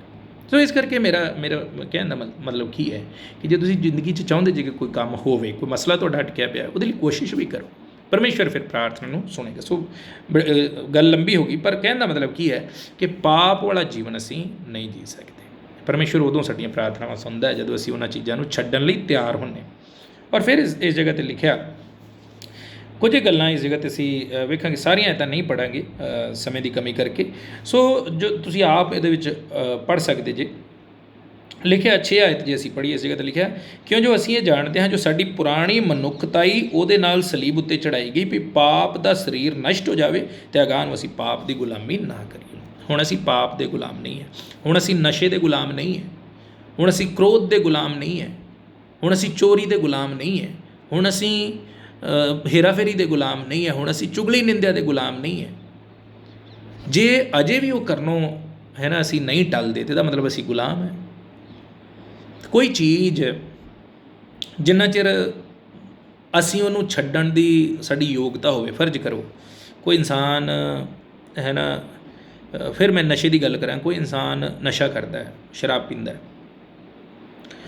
ਜਿੰਨਾ ਚਿਰ ਉਹਦੇ ਅੰਦਰ ਇੰਨੀ ਤਾਕਤ ਹੈ ਕਿ ਉਹਨੂੰ ਛੱਡ ਦੇ, ਹੈ ਨਾ, ਕਿ ਵੀ ਮੈਂ ਅੱਜ ਚਾਹਾਂ ਤਾਂ ਮੈਂ ਇਹਨੂੰ ਛੱਡ ਦਿਆਂਗਾ, ਉਹਨਾਂ ਚਿਰ ਉਹਦਾ ਗੁਲਾਮ ਨਹੀਂ ਹੈ। ਬੜੇ ਲੋਕ ਨੇ, ਔਰ ਇਹ ਯੋਗਤਾ ਪਰਮੇਸ਼ਵਰ ਨੇ ਹਰੇਕ ਦੇ ਅੰਦਰ ਦਿੱਤੀ ਹੈ। ਤੁਸੀਂ ਵੇਖੋ ਬਈ ਵਿਸ਼ਵਾਸੀ ਨਾ ਵੀ ਹੋਈਏ, ਕਈ ਲੋਕਾਂ ਨੂੰ ਅਸੀਂ ਵੇਖਦੇ ਹਾਂ 6-6 ਮਹੀਨੇ ਦੀ ਸਹੁੰ ਪਾ ਦਿੰਦੇ ਨੇ, ਹੈ ਨਾ, ਸਾਲ ਦੀ ਸਹੁੰ ਪਾ ਦਿੰਦੇ ਨੇ ਔਰ ਛੱਡ ਦਿੰਦੇ ਨੇ, ਸਾਲ ਛੱਡ ਦਿੰਦੇ ਨੇ। ਸੋ ਇਹਦਾ ਮਤਲਬ ਕੀ ਹੈ ਕਿ ਉਹਨਾਂ ਦੇ ਅੰਦਰ ਯੋਗਤਾ ਹੈ ਛੱਡਣ ਦੀ। ਕੋਈ ਵੀ ਨਸ਼ਾ ਸਾਡੀ ਜ਼ਿੰਦਗੀ ਦੇ ਵਿੱਚ ਹੈ, ਤੁਹਾਡੀ ਜ਼ਿੰਦਗੀ ਦੇ ਵਿੱਚ ਹੈ, ਉਹਨੂੰ ਛੱਡਣ ਦੀ ਯੋਗਤਾ ਦਿੱਤੀ ਹੈ ਪਰਮੇਸ਼ਵਰ ਨੇ, ਉਹ ਤਾਕਤ ਦਿੱਤੀ ਹੈ, ਉਹ ਸ਼ਕਤੀ ਦਿੱਤੀ ਹੈ ਤੁਹਾਡੇ ਅੰਦਰ। ਜੇ ਤੁਸੀਂ ਮਹੀਨੇ ਲਈ ਫੈਸਲਾ ਕਰ ਸਕਦੇ, ਜੇ 6 ਮਹੀਨੇ ਲਈ ਫੈਸਲਾ ਕਰ ਸਕਦੇ ਮੈਂ ਨਹੀਂ ਕਰਨਾ, ਤਾਂ ਫਿਰ ਜ਼ਿੰਦਗੀ ਭਰ ਲਈ ਵੀ ਫੈਸਲਾ ਕਰ ਸਕਦੇ, ਹੈ ਨਾ। ਉਹ ਤਾਕਤ ਪਰਮੇਸ਼ਵਰ ਨੇ ਸਾਡੇ ਅੰਦਰ ਦਿੱਤੀ ਹੈ। ਸੋ ਕੀ ਲਿਖਿਆ, ਉਹ ਚੀਜ਼ਾਂ ਅਸੀਂ ਸਲੀਬ 'ਤੇ ਚੜ੍ਹਾ ਦਿੱਤੀਆਂ ਪਰਮੇਸ਼ਵਰ ਦੇ ਨਾਲ ਹੀ। ਜਦੋਂ ਅਸੀਂ ਤੌਬਾ ਕੀਤੀ, ਅਸੀਂ ਮਸੀਹ ਦੇ ਨਾਲ ਇਹ ਚੀਜ਼ਾਂ ਸਲੀਬ ਉੱਤੇ ਚੜ੍ਹਾ ਦਿੱਤੀਆਂ। ਹੁਣ ਅਸੀਂ ਉਹ ਕੰਮ ਨਹੀਂ ਕਰ ਸਕਦੇ, ਪਰਮੇਸ਼ਵਰ ਨੇ ਸਾਡੀ ਜ਼ਿੰਦਗੀ ਦੇ ਵਿੱਚ ਉਹ ਚੀਜ਼ ਦਿੱਤੀ।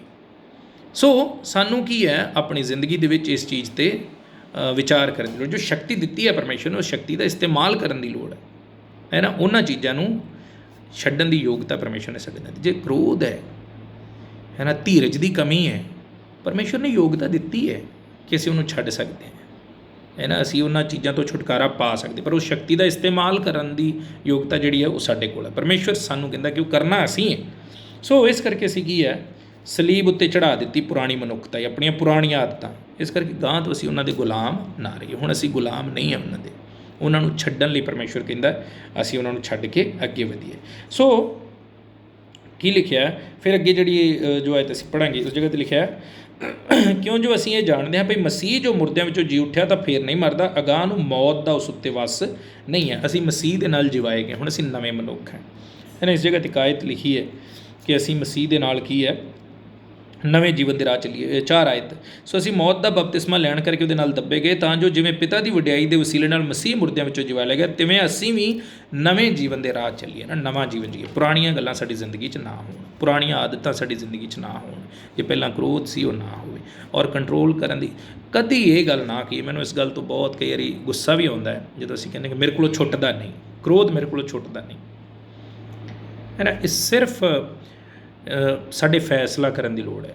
ਜਦੋਂ ਪਰਮੇਸ਼ਵਰ ਨੇ ਉਹ ਸ਼ਕਤੀ ਸਾਡੇ ਅੰਦਰ ਦਿੱਤੀ ਵੀ ਅਸੀਂ ਇਹਨੂੰ ਛੱਡ ਸਕਦੇ, ਤਾਂ ਕਿਸ ਤਰ੍ਹਾਂ ਅਸੀਂ ਕਹਿੰਦੇ ਕਿ ਇਹ ਛੁੱਟਦਾ ਨਹੀਂ, ਹੈ ਨਾ। ਮੈਂ ਆਪਣੀ ਜ਼ਿੰਦਗੀ 'ਚ ਜਦੋਂ ਪ੍ਰਭੂ ਦੀ ਸੇਵਾ 'ਚ ਨਹੀਂ ਸੀ, ਬਹੁਤ ਸਾਰੀਆਂ ਆਦਤਾਂ ਦਾ ਗੁਲਾਮ ਰਿਹਾ। ਬਹੁਤ ਸਾਰੀਆਂ ਐਸੀਆਂ ਆਦਤਾਂ ਮੇਰੇ ਜੀਵਨ 'ਚ ਸੀ ਜੋ ਚੰਗੀਆਂ ਨਹੀਂ ਸੀ,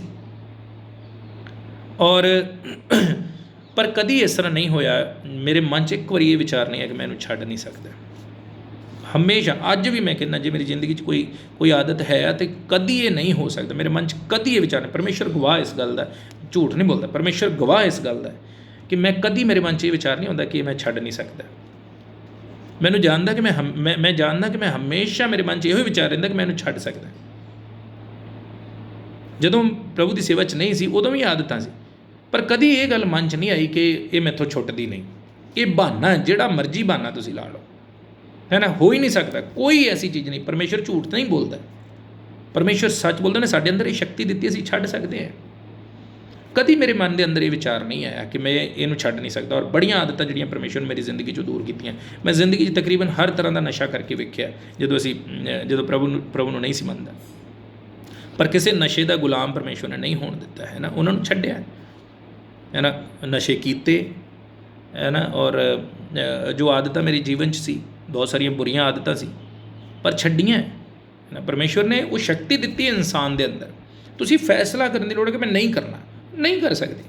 ਹੋ ਹੀ ਨਹੀਂ ਸਕਦਾ ਕਿ ਤੁਸੀਂ ਉਸ ਚੀਜ਼ ਦੇ ਗੁਲਾਮ ਹੋ ਜਾਓ। ਸਿਰਫ ਬਹਾਨਾ ਹੈ ਜਦੋਂ ਅਸੀਂ ਕਹਿੰਦੇ ਕਿ ਅਸੀਂ ਛੱਡ ਨਹੀਂ ਸਕਦੇ। ਸੋ ਪਰਮੇਸ਼ਵਰ ਕੀ ਕਹਿੰਦਾ, ਅਸੀਂ ਨਵਾਂ ਜੀਵਨ ਹੈ ਹੁਣ ਸਾਡਾ। ਜਦੋਂ ਅਸੀਂ ਤੌਬਾ ਕਰ ਲਈ, ਪ੍ਰਭੂ ਨੂੰ ਗ੍ਰਹਿਣ ਕਰ ਲਿਆ, ਅਤੇ ਇਹ ਨਵਾਂ ਜੀਵਨ ਹੈ। ਯਾਨੀ ਇਸ ਨਵੇਂ ਜੀਵਨ ਦੇ ਵਿੱਚ ਪਰਮੇਸ਼ਵਰ ਨੇ ਨਵੀਆਂ ਸ਼ਕਤੀਆਂ ਸਾਨੂੰ ਦਿੱਤੀਆਂ ਨੇ, ਹੈ ਨਾ। ਸੋ ਇਸ ਕਰਕੇ ਅਸੀਂ ਕੀ ਹੈ, ਕਿਸੇ ਚੀਜ਼ ਦੇ ਗੁਲਾਮ ਨਹੀਂ ਹੋ ਸਕਦੇ। ਬਹਾਨਾ ਜਿੰਨਾ ਮਰਜ਼ੀ ਲਾਈਏ, ਕਈਆਂ ਲਈ ਝੂਠ ਬਹਾਨਾ, ਉਹ ਕਹਿੰਦੇ ਝੂਠ ਤੋਂ ਬਿਨਾਂ ਸਾਡਾ ਕੰਮ ਨਹੀਂ ਚੱਲਦਾ, ਅਤੇ ਮੁੜ ਕੇ ਕਹਿਣਗੇ ਝੂਠ ਸਾਥੋਂ ਛੁੱਟਦਾ ਨਹੀਂ। ਕਿ ਬਹਾਨਾ ਕੀ ਹੈ ਕਿ ਝੂਠ ਤੋਂ ਬਿਨਾਂ ਸਾਡਾ ਕੰਮ ਨਹੀਂ ਚੱਲਦਾ। ਸੋ ਮਤਲਬ ਕੀ ਹੈ, ਉਹਨੂੰ ਰੱਖਣਾ ਚਾਹੁੰਦੇ ਆ ਨਾ। ਇਹ ਨਹੀਂ ਕਹਿੰਦੇ ਵੀ ਝੂਠ ਸਾਡੇ ਕੋਲ, ਉਹ ਕਹਿਣਗੇ ਝੂਠ ਸਾਡੇ ਤੋਂ ਛੁੱਟਦਾ ਨਹੀਂ। ਛੁੱਟਦਾ ਕਿਉਂ ਨਹੀਂ? ਕਿਉਂਕਿ ਉਹ ਰੱਖਣਾ ਚਾਹੁੰਦੇ। ਰੱਖਣਾ ਕਿਉਂ ਚਾਹੁੰਦੇ? ਕਿਉਂਕਿ ਉਹ ਕਹਿੰਦੇ ਉਸ ਤੋਂ ਬਿਨਾਂ ਸਾਡਾ ਕੰਮ ਨਹੀਂ ਚੱਲਦਾ। ਸੋ ਗੁਲਾਮੀ, ਪਰਮੇਸ਼ਰ ਨੇ ਸਾਨੂੰ ਗੁਲਾਮ ਨਹੀਂ ਬਣਾਇਆ ਕਿਸੇ ਚੀਜ਼, ਉਹ ਅਸੀਂ ਆਪ ਆਪਣੇ ਗੁਲਾਮ ਅਸੀਂ ਖੁਦ ਬਣ ਜਾਂਦੇ ਹਾਂ। ਸੋ ਇਸ ਕਰਕੇ 12 ਆਇਤ ਕਹਿੰਦੀ ਹੈ, ਉਪਰੰਤ ਪਾਪ ਤੁਹਾਡੀ ਮਰਨਹਾਰ ਦੇਹੀ ਵਿੱਚ ਰਾਜ ਨਾ ਕਰੇ। ਉਸ ਤੋਂ ਪਹਿਲਾਂ 11 ਆਇਤ ਅਸੀਂ ਪੜ੍ਹਾਂਗੇ। ਇਸ 'ਤੇ ਲਿਖਿਆ, ਇਸੇ ਤਰ੍ਹਾਂ ਤੁਸੀਂ ਵੀ ਆਪਣੇ ਆਪ ਨੂੰ ਪਾਪ ਦੀ ਵੱਲੋਂ ਮੋਏ ਹੋਏ, ਪਰ ਮਸੀਹ ਯਿਸੂ ਵਿੱਚ ਪਰਮੇਸ਼ਵਰ ਲਈ ਜਿਉਂਦੇ ਸਮਝੋ। ਹੁਣ ਅਸੀਂ ਮੁਰਦੇ ਨਹੀਂ ਹੈ। ਪਰਮੇਸ਼ਵਰ ਪਾਪ ਕਰਨ ਵਾਲੇ ਲੋਕਾਂ ਨੂੰ ਮੁਰਦੇ ਲੋਕ ਕਹਿੰਦੀ ਹੈ, ਅਸੀਂ ਜਿਉਂਦੇ ਲੋਕ ਹੈ ਨਾ। ਪਰਮੇਸ਼ਵਰ ਕਹਿੰਦਾ ਹੁਣ ਮਸੀਹ ਯਿਸੂ ਵਿੱਚ ਪਰਮੇਸ਼ਵਰ ਲਈ, ਪਰਮੇਸ਼ਵਰ ਦਾ ਵਚਨ ਕਹਿੰਦਾ ਆਪਣੇ ਆਪ ਨੂੰ ਜਿਉਂਦੇ ਸਮਝੋ, ਹੈ ਨਾ। ਜਿਉਂਦੇ, ਜੇ ਮੁਰਦਿਆਂ ਵਾਲੇ ਕੰਮ ਹੁਣ ਸਾਡੀ ਜ਼ਿੰਦਗੀ 'ਚ ਨਹੀਂ ਹੋਣੇ ਚਾਹੀਦੇ। ਮਸੀਹ ਯਿਸੂ ਵਿੱਚ ਅਸੀਂ ਇੱਕ ਨਵਾਂ ਬਪਤਿਸਮਾ ਲਿਆ ਨਾ। ਬਪਤਿਸਮਾ ਲੈ ਕੇ ਅਸੀਂ ਉਹਦੇ ਵਾਂਗ ਨਵੇਂ ਹੋ ਗਏ, ਹੈ ਨਾ। ਜਿਸ ਤਰ੍ਹਾਂ ਉਹ ਮਰਿਆ ਔਰ ਤੀਸਰੇ ਦਿਨ ਜੀ ਉੱਠਿਆ, ਅਤੇ ਫਿਰ ਉਹਦਾ ਉਹ ਸਰੀਰ ਸੀ ਜਿਹਦੇ ਨਾਲ ਉਹ ਸਵਰਗ ਜਾ ਸਕਦਾ ਸੀ। ਜਿਹੜਾ ਧਰਤੀ 'ਤੇ ਸਰੀਰ ਸੀ ਉਹਦਾ, ਜੋ ਉਸਨੇ ਸਲੀਬ 'ਤੇ ਚੜ੍ਹਾ ਦਿੱਤਾ, ਉਹਦੇ ਨਾਲ ਉਹ ਸਵਰਗ ਨਹੀਂ ਸੀ ਜਾ ਸਕਦਾ। ਪਰ ਜਦੋਂ ਮਰਿਆ ਅਤੇ ਤੀਸਰੇ ਦਿਨ ਜੀ ਉੱਠਿਆ, ਤਾਂ ਇੱਕ ਨਵਾਂ ਸਰੀਰ ਮਿਲਿਆ ਜਿਹੜਾ ਸਵਰਗ ਦੇ ਲਾਇਕ ਸੀ, ਹੈ ਨਾ। ਪਰਮੇਸ਼ਵਰ ਦੇ ਵਿੱਚ ਜਦੋਂ ਅਸੀਂ ਤੌਬਾ ਕਰਦੇ ਹਾਂ, ਬਪਤਿਸਮਾ ਲੈਂਦੇ ਹਾਂ, ਤਾਂ ਅਸੀਂ ਪਾਪ ਵੱਲੋਂ ਮਰ ਕੇ ਇੱਕ ਨਵਾਂ ਸਰੀਰ ਲੈ ਕੇ ਜੀ ਉੱਠਦੇ ਹਾਂ, ਹੈ ਨਾ। ਫਿਰ ਇਸ ਸਰੀਰ ਉੱਤੇ ਸਾਨੂੰ ਪਾਪ ਕਰਨ ਦਾ ਹੱਕ ਨਹੀਂ। ਇਸ ਸਰੀਰ ਦੇ ਵਿੱਚ ਰਹਿੰਦੇ ਸਾਨੂੰ ਪਾਪ ਕਰਨ ਦਾ ਹੱਕ ਨਹੀਂ। ਇਹ ਸਰੀਰ ਫਿਰ ਪਰਮੇਸ਼ਵਰ ਦਾ ਹੈ। ਭਾਵੇਂ ਧਰਤੀ 'ਤੇ ਰਹਿੰਦੇ ਸਰੀਰ ਅਸੀਂ ਛੱਡ ਜਾਣਾ, ਪਰ ਇਸ ਦੇਹ ਦੇ ਵਿੱਚ ਪਰਮੇਸ਼ਵਰ ਸਾਨੂੰ ਪਾਪ ਕਰਨ ਦਾ ਹੱਕ ਨਹੀਂ ਦਿੰਦਾ। ਇਸ ਕਰਕੇ ਇਸ ਜਗ੍ਹਾ 'ਤੇ ਲਿਖਿਆ 13 ਆਇਤ ਦੇ ਵਿੱਚ ਲਿਖਿਆ, ਆਪਣੇ ਅੰਗ ਕੁਧਰਮ ਦੇ ਹਥਿਆਰ ਬਣਾ ਕੇ ਪਾਪ ਨੂੰ ਨਾ ਸੌਂਪੋ, ਸਗੋਂ ਆਪਣੇ ਆਪ ਨੂੰ ਮੁਰਦਿਆਂ ਵਿੱਚੋਂ ਜੀ ਉੱਠੇ ਹੋਏ ਜਾਣ ਕੇ ਪਰਮੇਸ਼ਵਰ ਨੂੰ ਸੌਂਪ ਦਿਓ, ਅਤੇ ਆਪਣੇ ਅੰਗ ਧਰਮ ਦੇ ਹਥਿਆਰ ਬਣਾ ਕੇ ਪਰਮੇਸ਼ਵਰ ਨੂੰ ਸੌਂਪ ਦਿਓ। ਸੋ ਇਹ ਸਰੀਰ ਦੇ ਅੰਗ ਕੀ ਹੈ? ਪਰਮੇਸ਼ਰ ਕਹਿੰਦਾ ਇਹਨੂੰ ਧਰਮ ਦੇ ਹਥਿਆਰ ਬਣਾ ਕੇ, ਪਰਮੇਸ਼ਰ ਦਾ ਵਚਨ ਕਹਿੰਦਾ ਪਰਮੇਸ਼ਰ ਨੂੰ ਸੌਂਪੋ। ਸੋ ਇਸ ਸਰੀਰ ਦੇ ਵਿੱਚ ਪਰਮੇਸ਼ਰ ਸਾਨੂੰ ਪਾਪ ਕਰਨ ਦਾ ਹੱਕ ਨਹੀਂ ਦਿੰਦਾ। ਅਸੀਂ ਕੀ ਹਾਂ? ਮਸੀਹ ਦੇ ਵਿੱਚ ਜਿਉਂਦੇ ਹਾਂ, ਹੈ ਨਾ। ਪਰਮੇਸ਼ਰ ਨੇ ਸਾਨੂੰ ਕੀ ਹੈ? ਇੱਕ ਸ਼ਕਤੀ ਦਿੱਤੀ ਹੈ ਸਾਡੇ ਸਰੀਰ ਦੇ ਵਿੱਚ ਉਸ ਪਾਪ ਨੂੰ ਛੱਡਣ ਦੀ। ਉਹ ਹਰ ਕੰਮ, ਜੋ ਗੱਲਾਂ ਅਸੀਂ ਵਿਚਾਰ ਕੀਤਾ, ਉਹ ਹਰ ਕੰਮ ਜਿਹੜਾ ਪਰਮੇਸ਼ਰ ਨੂੰ ਪਸੰਦ ਨਹੀਂ ਹੈ, ਜੇ ਅਸੀਂ ਉਹ ਕਰਦੇ ਹਾਂ, ਕੋਈ ਵੀ ਐਸਾ ਕੰਮ, ਉਹ ਪਾਪ ਹੈ। ਪਾਪ ਸਿਰਫ ਜਿਹੜੇ ਬਾਈਬਲ ਦੇ ਵਿੱਚ 10 ਹੁਕਮ ਦਿੱਤੇ, ਸਿਰਫ ਉਹ ਪਾਪ ਨਹੀਂ ਹੈ ਨਾ। ਕੋਈ ਵੀ ਐਸਾ ਕੰਮ ਜਦੋਂ ਅਸੀਂ ਹੱਦ ਨੂੰ ਟੱਪ ਜਾਂਦੇ, ਪਰਮੇਸ਼ਰ ਨੇ ਹੱਦਾਂ ਠਹਿਰਾਈਆਂ। ਆਦਮ ਔਰ ਹਵਾ ਲਈ ਪਰਮੇਸ਼ਰ ਨੇ ਹੱਦ ਠਹਿਰਾਈ ਕਿ ਤੁਸੀਂ ਕੀ ਹੈ? ਸਾਰੇ ਰੁੱਖਾਂ ਤੋਂ ਖਾ ਸਕਦੇ, ਪਰ ਉਸ ਰੁੱਖ ਤੋਂ ਨਹੀਂ ਖਾਣਾ। ਅਤੇ ਉਹਨਾਂ ਨੇ ਕੀ ਕੀਤਾ? ਹੱਦ ਟੱਪੀ। ਜਦੋਂ ਹੱਦ ਟੱਪੀ ਤਾਂ ਪਰਮੇਸ਼ਰ ਨੇ ਕਿਹਾ ਤੁਸੀਂ ਹੈ ਨਾ ਫਾਉਲ ਕੀਤਾ, ਗਲਤੀ ਕੀਤੀ ਹੈ, ਹੁਣ ਤੁਸੀਂ ਇਸ ਜਗ੍ਹਾ 'ਤੇ ਰਹਿਣ ਦੇ ਲਾਇਕ ਨਹੀਂ। ਇਹਦੀ ਸਜ਼ਾ ਮਿਲੇਗੀ। ਔਰ ਸਜ਼ਾ ਕੀ ਸੀ? ਪਰਮੇਸ਼ਰ ਦੀ ਹਜ਼ੂਰੀ 'ਚੋਂ ਬਾਹਰ ਧੱਕੇ ਗਏ। ਸੋ ਪਾਪ ਹਰੇਕ ਐਸੀ ਗੱਲ ਜੋ ਪਰਮੇਸ਼ਰ ਨੂੰ ਪਸੰਦ ਨਹੀਂ ਹੈ, ਉਹ ਅਸੀਂ ਕਰਦੇ ਹਾਂ ਅਤੇ ਉਹ ਪਾਪ ਹੈ ਨਾ। ਕੋਈ ਵੀ ਤੋ ਪਰਮੇਸ਼ਰ ਕੀ ਕਹਿੰਦਾ? ਜਦੋਂ ਨਵੇਂ ਹੋ ਗਏ ਹਾਂ, ਨਵਾਂ ਜੀਵਨ ਪਾ ਲਿਆ, ਹੁਣ ਨਵੇਂ ਜੀਵਨ ਦੇ ਰਾਹ ਚੱਲੀਏ, ਹੈ ਨਾ। ਹੁਣ ਨਵੇਂ ਜੀਵਨ ਵਾਲੀਆਂ ਗੱਲਾਂ ਹੋਣ ਸਾਡੇ 'ਚ, ਹੈ ਨਾ। ਪਾਪ ਵੱਲੋਂ ਮਰ ਕੇ ਮਸੀਹ ਦੇ ਵਿੱਚ ਜੀ ਉੱਠੇ। ਜੇ ਤਾਂ ਤੁਸੀਂ 6 ਅਧਿਆਏ ਨੂੰ ਜਿਹੜੇ ਤੁਸੀਂ ਪੜ੍ਹ ਰਹੇ, ਉਹਦੀ ਹੈਡਿੰਗ ਦੇਖੋ ਉੱਤੇ ਕੀ ਲਿਖਿਆ? ਪਾਪ ਵੱਲੋਂ ਮਰ ਕੇ ਮਸੀਹ ਵਿੱਚ ਜਿਉਣਾ, ਹੈ ਨਾ। ਪਾਪ ਵੱਲੋਂ ਅਸੀਂ ਕੀ ਹਾਂ? ਮਰ ਚੁੱਕੇ ਹਾਂ, ਮਸੀਹ ਵਿੱਚ ਜੀ ਰਹੇ। ਔਰ ਮਸੀਹ ਵਿੱਚ ਐਸੀਆਂ ਗੱਲਾਂ ਨਹੀਂ ਹੁੰਦੀਆਂ ਜੋ ਅਸੀਂ ਸਰੀਰ ਦੇ ਵਿੱਚ ਰਹਿ ਕੇ, ਹੈ ਨਾ, ਜੋ ਅਸੀਂ ਦੂਜਿਆਂ ਨੂੰ ਬੋਲਦੇ ਹਾਂ, ਕਰਦੇ ਹਾਂ। ਪਰਮੇਸ਼ਰ ਨੇ ਕੀ ਕੀਤਾ? ਸਾਨੂੰ ਪਾਪ ਵੱਲੋਂ ਖਤਮ ਕਰਕੇ ਮਸੀਹ ਵਿੱਚ ਨਵਾਂ ਜੀਵਨ ਦੇ ਦਿੱਤਾ ਹੈ। ਔਰ ਲਿਖਿਆ ਇਸ ਜਗ੍ਹਾ 'ਤੇ ਆਪਣੇ ਅੰਗ ਪਰ ਧਾਰਮਿਕਤਾ ਦੇ ਹਥਿਆਰ ਬਣਾ ਕੇ, ਇਸ ਜਗ੍ਹਾ 'ਤੇ ਲਿਖਿਆ ਆਪਣੇ ਅੰਗ ਕੁਧਰਮ ਦੇ ਹਥਿਆਰ ਬਣਾ ਕੇ ਪਾਪ ਨੂੰ ਨਾ ਸੰਭੋ, ਸਗੋਂ ਆਪਣੇ ਆਪ ਨੂੰ ਮੁਰਦਿਆਂ ਵਿੱਚ ਜੀ ਉੱਠੇ ਜਾਣ ਕੇ ਪਰਮੇਸ਼ਰ ਨੂੰ ਸੌਂਪ ਦਿਓ, ਅਤੇ ਆਪਣੇ ਅੰਗ ਧਰਮ ਦੇ ਹਥਿਆਰ ਬਣਾ ਕੇ ਪਰਮੇਸ਼ਰ ਨੂੰ ਸੌਂਪ ਦਿਓ। ਹੁਣ ਜਿਹੜੇ ਹੱਥਾਂ ਨਾਲ ਨਸ਼ਾ ਕਰਦੇ ਜੇ, ਉਹ ਪਰਮੇਸ਼ਰ ਨੂੰ ਕਹੋ ਪਰਮੇਸ਼ਰ ਇਹ ਤਾਂ ਹੁਣ ਤੇਰੇ ਹੱਥ ਨੇ, ਇਹਨਾਂ 'ਚ ਨਸ਼ਾ ਨਹੀਂ ਹੋਣਾ ਚਾਹੀਦਾ। ਇਹਨਾਂ ਜਿਹੜੀਆਂ ਅੱਖਾਂ ਬੁਰਾ ਵੇਖਦੀਆਂ, ਉਹ ਪਰਮੇਸ਼ਰ ਹੁਣ ਇਹਦੀ ਤਾਂ ਨਵਾਂ ਸਰੀਰ ਹੈ, ਨਵੀਆਂ ਅੱਖਾਂ ਨੇ। ਜੇ ਦਿਮਾਗ ਬੁਰਾ ਸੋਚਦਾ ਹੈ, ਪਰਮੇਸ਼ਰ ਤੇ ਨਵਾਂ ਦਿਮਾਗ। ਜੇ ਮੂੰਹ ਬੁਰਾ ਬੋਲਦਾ ਹੈ ਆਪਣੇ ਪਰਿਵਾਰ ਦੇ ਵਿੱਚ, ਆਪਣੀ ਘਰ ਵਾਲੀ ਨੂੰ, ਆਪਣੇ ਘਰ ਵਾਲੇ ਨੂੰ, ਪਰਮੇਸ਼ਰ ਦੇ ਅੱਗੇ ਪ੍ਰਾਰਥਨਾ ਕਰੋ। ਛੱਡਣ ਦੀ ਇੱਛਾ ਹੋਣੀ ਚਾਹੀਦੀ ਹੈ। ਮੈਂ ਉਹੀ ਪਹਿਲਾਂ ਵੀ ਜਿਸ ਤਰ੍ਹਾਂ ਕਿਹਾ, ਛੱਡਣ ਦੀ ਇੱਛਾ। ਜੇ ਤੁਹਾਡੇ ਅੰਦਰ ਛੱਡਣ ਦੀ ਇੱਛਾ ਹੈ, ਕੋਈ ਵੀ ਤੁਹਾਡੀ ਜ਼ਿੰਦਗੀ 'ਚ ਗਲਤ ਗੱਲ ਹੈ, ਉਹਨੂੰ ਛੱਡਣ ਦੀ ਇੱਛਾ ਹੈ, ਕੋਈ ਗਲਤ ਆਦਤ ਹੈ, ਉਹਨੂੰ ਛੱਡਣ ਦੀ ਇੱਛਾ ਹੈ, ਆਪਣੇ ਮੂੰਹੋਂ ਬੋਲ ਕੇ ਪਰਮੇਸ਼ਰ ਨੂੰ ਕਹੋ ਪਰਮੇਸ਼ਰ ਇਸ ਮੂੰਹ 'ਤੇ ਮੇਰਾ ਹੱਕ ਨਹੀਂ ਹੈ, ਮੂੰਹ ਨਵਾਂ ਮੂੰਹ ਹੈ, ਮੇਰੀ ਮਦਦ ਕਰਕੇ ਇਸ ਮੂੰਹ ਤੋਂ ਹੁਣ ਬੁਰੀ ਗੱਲ ਨਾ ਨਿਕਲੇ। ਇਹ ਦਿਮਾਗ ਹੇਰਾ ਫੇਰੀ ਦੀਆਂ ਗੱਲਾਂ ਨਾ ਸੋਚੇ, ਬੁਰਾਈ ਦੀਆਂ ਗੱਲਾਂ ਨਾ ਸੋਚੇ, ਇਹ ਮੂੰਹ ਚੁਗਲੀ ਨਿੰਦਿਆ ਦੀਆਂ ਗੱਲਾਂ ਨਾ ਸੋਚੇ। ਮੇਰੀ ਸੱਸ ਦੀ, ਮੇਰੀ ਨੂੰਹ ਦੀ, ਮੈਂ ਗੁਆਂਢੀ ਦੀ, ਕਿਸੇ ਦੀ ਮੈਂ ਬੁਰਾਈ ਨਾ ਕਰਾਂ। ਇਹ ਨਵਾਂ ਮੂੰਹ ਅਤੇ ਨਵਾਂ ਦਿਲ ਦਿਮਾਗ ਤੂੰ ਮੈਨੂੰ ਦੇ ਦਿੱਤਾ। ਹੁਣ ਇਹ ਨਵੇਂ ਤਰੀਕੇ ਨਾਲ ਕੰਮ ਕਰੇ, ਮੇਰਾ ਸਰੀਰ ਨਵੇਂ ਤਰੀਕੇ ਨਾਲ ਚੱਲੇ, ਨਵਾਂ ਜੀਵਨ ਜੀਵੇ, ਤਦ ਪਰਮੇਸ਼ਵਰ ਪ੍ਰਸੰਨ ਹੋਏਗਾ। ਔਰ ਫਿਰ ਪਰਮੇਸ਼ਵਰ ਸਾਡੀ ਜ਼ਿੰਦਗੀ 'ਚ ਆਪਣਾ ਕੰਮ, ਫਿਰ ਤੁਹਾਡੀ ਪ੍ਰਾਰਥਨਾ ਨੂੰ ਸੁਣੇਗਾ। ਮੇਰੀ ਪ੍ਰਾਰਥਨਾ ਜੋ ਮੈਂ ਤੁਹਾਡੇ ਲਈ ਕਰਾਂਗਾ, ਮੇਰੀ ਪਤਨੀ ਜੋ ਤੁਹਾਡੇ ਲਈ ਪ੍ਰਾਰਥਨਾ ਕਰੇਗੀ, ਪਰਮੇਸ਼ਵਰ ਉਸ ਪ੍ਰਾਰਥਨਾ ਨੂੰ ਸੁਣੇਗਾ ਔਰ ਤੁਹਾਡੀ ਜ਼ਿੰਦਗੀ 'ਚ ਕੰਮ ਕਰੇਗਾ। ਪਰ ਤਾੜੀ ਦੋ ਹੱਥਾਂ ਨੂੰ ਵੱਜਣੀ ਹੈ, ਤੁਹਾਨੂੰ ਵੀ ਕਰਨਾ ਪੈਣਾ, ਤਾਂ ਹੀ ਪਰਮੇਸ਼ਵਰ ਕਰੇਗਾ। ਔਰ ਤਾਂ ਸਾਡੀ ਪ੍ਰਾਰਥਨਾ ਪਰਮੇਸ਼ਵਰ ਸੁਣ ਕੇ ਉਸ ਦਾ ਉੱਤਰ ਦੇਵੇਗਾ। ਆਈਏ ਪ੍ਰਾਰਥਨਾ ਕਰਾਂਗੇ। ਪ੍ਰਭੂ ਜੀ, ਆਪ ਦਾ ਧੰਨਵਾਦ, ਆਪ ਦਾ ਸ਼ੁਕਰ ਕਰਦੇ ਸੁੰਦਰ ਸਮੇਂ ਲਈ, ਆਪ ਦੇ ਪਵਿੱਤਰ ਨਾਮ ਦੀ ਵਡਿਆਈ ਕਰਦੇ ਜੋ ਆਪ ਨੇ ਮਹਾਨ ਪਰਮੇਸ਼ਵਰ ਅੱਜ ਸਾਡੇ ਨਾਲ ਗੱਲਬਾਤ ਕੀਤੀ ਹੈ। ਧੰਨਵਾਦ ਕਰਦੇ ਹਾਂ। ਆਪ ਦਾ ਪਵਿੱਤਰ ਵਚਨ ਹੈ ਖੁਦਾਵੰਦਾ, ਆਪ ਦੀ ਪਵਿੱਤਰ ਬਾਣੀ ਹੈ। ਪਿਆਰੇ ਪਰਮੇਸ਼ਵਰ, ਆਪ ਦੇ ਨਾਂ ਦੀ ਵਡਿਆਈ ਕਰਦੇ ਹਾਂ। ਔਰ ਪ੍ਰਭੂ ਜੀ, ਧੰਨਵਾਦ ਕਰਦੇ ਹਾਂ, ਆਪ ਨੇ ਸਾਨੂੰ ਇੱਕ ਨਵਾਂ ਜੀਵਨ ਦਿੱਤਾ ਹੈ। ਆਪਣੀ ਬਾਣੀ 'ਚੋਂ ਆਪ ਨੇ ਸਾਨੂੰ ਦੱਸਿਆ ਕਿ ਆਪ ਨੇ ਸਾਨੂੰ ਮਸੀਹ ਦੇ ਵਿੱਚ ਨਵੇਂ ਬਣਾ ਦਿੱਤਾ ਹੈ ਖੁਦਾਵੰਦਾ। ਔਰ ਪ੍ਰਭੂ, ਪਾਪ ਦਾ ਸਾਡੇ ਉੱਤੇ ਕੋਈ ਅਧਿਕਾਰ ਨਹੀਂ ਹੈ, ਪਾਪ ਦਾ ਸਾਡੇ ਉੱਤੇ ਕੋਈ ਵੱਸ ਨਹੀਂ ਹੈ। ਜੇ ਅਸੀਂ ਕਰਦੇ ਹਾਂ ਪਿਆਰੇ ਪਰਮੇਸ਼ਵਰ, ਪ੍ਰਭੂ ਜੀ ਮਹਾਨ ਪਰਮੇਸ਼ਵਰ, ਉਹ ਸਾਡੀ ਆਪਣੀ ਇੱਛਾ ਦੇ ਅਨੁਸਾਰ ਅਸੀਂ ਕਰਦੇ ਹਾਂ। ਪ੍ਰਭੂ ਜੀ ਮਹਾਨ ਪਰਮੇਸ਼ਵਰ, ਪਾਪ ਨੂੰ ਆਪਨੇ ਸਾਡੀਆਂ ਜ਼ਿੰਦਗੀਆਂ 'ਚੋਂ ਖਤਮ ਕਰ ਦਿੱਤਾ ਹੈ। ਸ਼ੈਤਾਨ ਦਾ ਪ੍ਰਭੂ ਸਾਡੀਆਂ ਜ਼ਿੰਦਗੀਆਂ 'ਤੇ ਹੱਥ ਨਹੀਂ ਹੈ, ਹੱਕ ਨਹੀਂ ਹੈ ਪਿਆਰੇ ਪ੍ਰਭੂ ਜੀ। ਜੇ ਅਸੀਂ ਕਰਦੇ ਹਾਂ, ਫਿਰ ਵੀ ਪਾਪ ਕਰਦੇ ਹਾਂ, ਅਤੇ ਅਸੀਂ ਸ਼ੈਤਾਨ ਨੂੰ ਖੁਦ ਮੌਕਾ ਦਿੰਦੇ ਹਾਂ। ਪ੍ਰਭੂ ਜੀ ਪਿਆਰੇ ਪਰਮੇਸ਼ਵਰ ਪਿਤਾ, ਆਪ ਨੇ ਸਾਨੂੰ ਐਸੀ ਸ਼ਕਤੀ ਦਿੱਤੀ ਆਪਣੇ ਅੰਦਰ, ਸਾਡੇ ਅੰਦਰ ਪਿਆਰੇ ਪ੍ਰਭੂ ਜੀ, ਐਸੀ ਸ਼ਕਤੀ ਦੇ ਕੇ ਸਾਨੂੰ ਪੈਦਾ ਕੀਤਾ ਹੈ ਕਿ ਅਸੀਂ ਕਿਸੇ ਵੀ ਆਦਤ ਤੋਂ ਛੁਟਕਾਰਾ ਪਾ ਸਕਦੇ ਹਾਂ। ਅਸੀਂ ਨਾ ਕਰ ਸਕਦੇ ਹਾਂ ਉਸ ਪਾਪ ਨੂੰ, ਉਸ ਆਦਤ ਨੂੰ ਅਸੀਂ ਨਾ ਕਹਿ ਸਕਦੇ ਹਾਂ। ਆਪ ਖੁਦ ਅਸੀਂ ਕਦਮ ਉਠਾ ਸਕਦੇ ਹਾਂ। ਔਰ ਫਿਰ ਆਪ ਦੀ ਦਇਆ ਵੀ ਸਾਡੀ ਜ਼ਿੰਦਗੀ 'ਚ ਕੰਮ ਕਰਦੀ ਪ੍ਰਭੂ ਜੀ। ਪਰ ਦਇਆ ਕਰੋ, ਜਿਹੜੇ ਮੇਰੇ ਭੈਣ ਭਾਈ ਛੱਡਣਾ ਚਾਹੁੰਦੇ ਨੇ, ਆਪਣੀ ਜ਼ਿੰਦਗੀ 'ਚੋਂ ਨਸ਼ੇ ਛੱਡਣਾ ਚਾਹੁੰਦੇ ਨੇ, ਝੂਠ ਛੱਡਣਾ ਚਾਹੁੰਦੇ ਨੇ, ਬੁਰਾਈਆਂ ਛੱਡਣਾ ਚਾਹੁੰਦੇ ਨੇ, ਉਹ ਪ੍ਰਭੂ ਖੁਦ ਕੋਸ਼ਿਸ਼ ਕਰਨ। ਜਿਹੜੇ ਮੇਰੇ ਭੈਣ ਭਾਈ ਆਪਣੇ ਪਰਿਵਾਰ 'ਚ ਸੁੱਖ ਸ਼ਾਂਤੀ ਚਾਹੁੰਦੇ ਨੇ ਪ੍ਰਭੂ ਜੀ, ਪਹਿਲਾਂ ਆਪਣੀ ਜ਼ਿੰਦਗੀ ਦੇ ਵਿੱਚ ਪ੍ਰਭੂ ਜੀ ਧੀਰਜ ਲਿਆਉਣ, ਸਹਿਨਸ਼ੀਲਤਾ ਲਿਆਉਣ, ਇੱਕ ਦੂਜੇ ਦੀ ਸਹਿ ਲੈਣ ਪਿਆਰੇ ਪਰਮੇਸ਼ਵਰ। ਪਿਆਰੇ ਪ੍ਰਭੂ ਜੀ ਮਹਾਨ ਪਰਮੇਸ਼ਵਰ, ਤਾਂ ਪ੍ਰਭੂ ਆਪ ਸਾਡੀਆਂ ਪ੍ਰਾਰਥਨਾ ਦਾ ਵੀ ਜੋ ਅਸੀਂ ਉਹਨਾਂ ਲਈ ਕਰਦੇ ਹਾਂ ਆਪ ਉੱਤਰ ਦਿੰਦੇ ਜੇ ਪਿਆਰੇ ਪ੍ਰਭੂ ਜੀ। ਜੇ ਉਹ ਵੀ ਕੋਸ਼ਿਸ਼ ਕਰਦੇ ਨੇ ਪ੍ਰਭੂ, ਮੇਰੇ ਭੈਣ ਭਾਈ ਵੀ ਕੋਸ਼ਿਸ਼ ਕਰ ਸਕਣ ਪਿਆਰੇ ਪ੍ਰਭੂ ਜੀ, ਘਰਾਂ 'ਚ ਸੁੱਖ ਸ਼ਾਂਤੀ ਹੋਵੇ, ਤੰਦਰੁਸਤੀ ਹੋਵੇ ਪਿਆਰੇ ਪ੍ਰਭੂ ਜੀ ਮਹਾਨ ਪਰਮੇਸ਼ਵਰ। ਔਰ ਅਸੀਂ ਹਮੇਸ਼ਾ ਇਸ ਗੱਲ ਨੂੰ ਚੇਤੇ ਰੱਖੀਏ, ਆਪ ਕਿਰਪਾ ਕਰਨ ਵਾਲੇ ਪਰਮੇਸ਼ਵਰ ਜੀ, ਦਇਆ ਨਾਲ ਭਰਪੂਰ ਪਰਮੇਸ਼ਵਰ ਜੀ, ਪਰ ਕਦੀ ਅਸੀਂ ਆਪ ਦੀ ਦਇਆ ਦਾ ਫਾਇਦਾ ਨਾ ਚੁੱਕੀਏ ਪਿਆਰੇ ਪ੍ਰਭੂ ਜੀ। ਪਾਪ ਕਰਨ ਵਿੱਚ ਲੱਗੇ ਨਾ ਰਹੀਏ ਪ੍ਰਭੂ ਜੀ, ਜਿਵੇਂ ਆਪ ਦੀ ਬਾਣੀ ਕਹਿੰਦੀ ਹੈ ਪਿਆਰੇ ਪਰਮੇਸ਼ਵਰ। ਬਿਨਾਂ ਸ਼ੱਕ ਆਪ ਦੀ ਦਇਆ ਬਹੁਤ ਵੱਡੀ ਹੈ, ਪਰ ਇਸ ਨਾਲ ਸਾਨੂੰ ਪਾਪ ਕਰਨ ਦਾ ਹੱਕ ਨਹੀਂ ਮਿਲਦਾ ਪ੍ਰਭੂ ਜੀ। ਅਸੀਂ ਪਾਪ ਕਰਨ ਵਿੱਚ ਲੱਗੇ ਨਾ ਰਹੇ, ਸਾਡੀਆਂ ਬੁਰੀਆਂ ਆਦਤਾਂ ਸਾਡੇ ਜੀਵਨ 'ਚੋਂ ਦੂਰ ਹੋ ਜਾਣ ਪਿਆਰੇ ਪਰਮੇਸ਼ਵਰ। ਘਰਾਂ 'ਚ ਸੁੱਖ ਸ਼ਾਂਤੀ ਹੋਵੇ, ਆਪ ਦੀ ਦਇਆ ਕਿਰਪਾ ਪ੍ਰਭੂ ਹਰੇਕ ਉੱਤੇ ਬਣੀ ਰਹੇ। ਅੱਜ ਦੇ ਸਮੇਂ ਨੂੰ ਆਪਣੇ ਧੰਨ ਬਣਾਇਆ, ਧੰਨਵਾਦ ਕਰਦੇ ਹਾਂ। ਮੇਰੀ ਪ੍ਰਾਰਥਨਾ ਮੇਰੇ ਭੈਣਾਂ ਭੈਣ ਲਈ ਸਭਨਾਂ ਦੇ ਸਾਥ ਹੋਵੋ, ਖਾਸ ਕਰਕੇ ਪ੍ਰਭੂ ਇਸ ਬਿਮਾਰੀ ਲਈ ਪ੍ਰਾਰਥਨਾ ਕਰਦੇ ਜਲਦੀ ਤੋਂ ਜਲਦੀ ਖਤਮ ਹੋ ਸਕੇ, ਮੇਰੇ ਭੈਣ ਭੇ ਆਪਣੇ ਕੰਮਾਂ ਕਾਰਾਂ ਲਈ ਜਾ ਸਕਣ, ਬਾਹਰ ਅੰਦਰ ਜਾ ਸਕਣ ਪ੍ਰਭੂ ਜੀ ਮਹਾਨ ਪਰਮੇਸ਼ਵਰ। ਖੁਸ਼ੀ ਆਨੰਦ ਬਖਸ਼ੋ ਪ੍ਰਭੂ ਜੀ, ਪੈਸੇ ਧੇਲੇ ਦੀਆਂ ਸਾਰੀਆਂ ਲੋੜਾਂ ਜ਼ਰੂਰਤਾਂ ਆਪਣੇ ਲੋਕਾਂ ਦੀਆਂ ਪੂਰੀਆਂ ਕਰੋ। ਰੋਟੀ ਭੋਜਨ ਦਾ ਵੀ ਪ੍ਰਬੰਧ ਪ੍ਰਭੂ ਜੀ ਹਰੇਕ ਲਈ ਪ੍ਰਭੂ ਜੀ ਮਹਾਨ ਪਰਮੇਸ਼ਵਰ ਭਰਪੂਰੀ ਨਾਲ ਹੋਵੇ, ਕਿਸੇ ਚੀਜ਼ ਦੀ ਕਮੀ ਨਾ ਹੋਵੇ ਪਿਆਰੇ ਪ੍ਰਭੂ ਜੀ। ਉਹਨਾਂ ਡਾਕਟਰਾਂ, ਨਰਸਾਂ, ਪੁਲਿਸ ਵਾਲਿਆਂ ਲਈ ਔਰ ਦੂਸਰੇ ਅਧਿਕਾਰੀਆਂ ਲਈ ਪ੍ਰਾਰਥਨਾ ਕਰਦੇ ਜੋ ਇਸ ਸਮੇਂ ਵੀ ਡਿਊਟੀ ਕਰ ਰਹੇ ਨੇ, ਉਹਨਾਂ ਦੇ ਪਰਿਵਾਰਾਂ ਦੇ ਸਾਥ ਵੀ ਹੋ ਪ੍ਰਭੂ। ਇਸ ਬਿਮਾਰੀ ਤੋਂ ਆਪ ਉਹਨਾਂ ਨੂੰ ਵੀ ਬਚਾ ਕੇ ਰੱਖੋ, ਆਪ ਦੀ ਦਇਆ ਸਭਨਾਂ 'ਤੇ ਬਣੀ ਰਹੇ ਪ੍ਰਭੂ ਜੀ। ਆਪ ਦੇ ਨਾਂ ਦੀ ਵਡਿਆਈ ਹੋਵੇ, ਆਪ ਦੇ ਪਵਿੱਤਰ ਨਾਂ ਨੂੰ ਉੱਚਾ ਕਰਦੇ ਹਾਂ। ਦਾਸ ਨੂੰ ਕਮੀ ਕਮਜ਼ੋਰੀ 'ਚ ਇਸਤੇਮਾਲ ਕੀਤਾ, ਧੰਨਵਾਦ ਕਰਦੇ ਹਾਂ। ਪ੍ਰਾਰਥਨਾ ਵਿਨਤੀ ਪ੍ਰਭੂ ਯਿਸੂ ਮਸੀਹ ਦੇ ਨਾਂ 'ਚ ਮੰਗਦੇ ਹਾਂ, ਆਮੀਨ। ਸੋ ਪਰਮੇਸ਼ਵਰ ਦਾ ਧੰਨਵਾਦ ਹੈ ਇਹਦੇ ਦਿਨ ਲਈ। ਆਸ ਹੈ ਤੁਹਾਨੂੰ ਬਰਕਤ ਮਿਲੀ ਹੈ। ਪਰਮੇਸ਼ਵਰ ਤੁਹਾਨੂੰ ਸਾਰਿਆਂ ਨੂੰ ਸੰਭਾਲ ਕੇ ਰੱਖੇ। ਸਾਰਿਆਂ ਨੂੰ ਜੈ ਮਸੀਹ ਦੀ।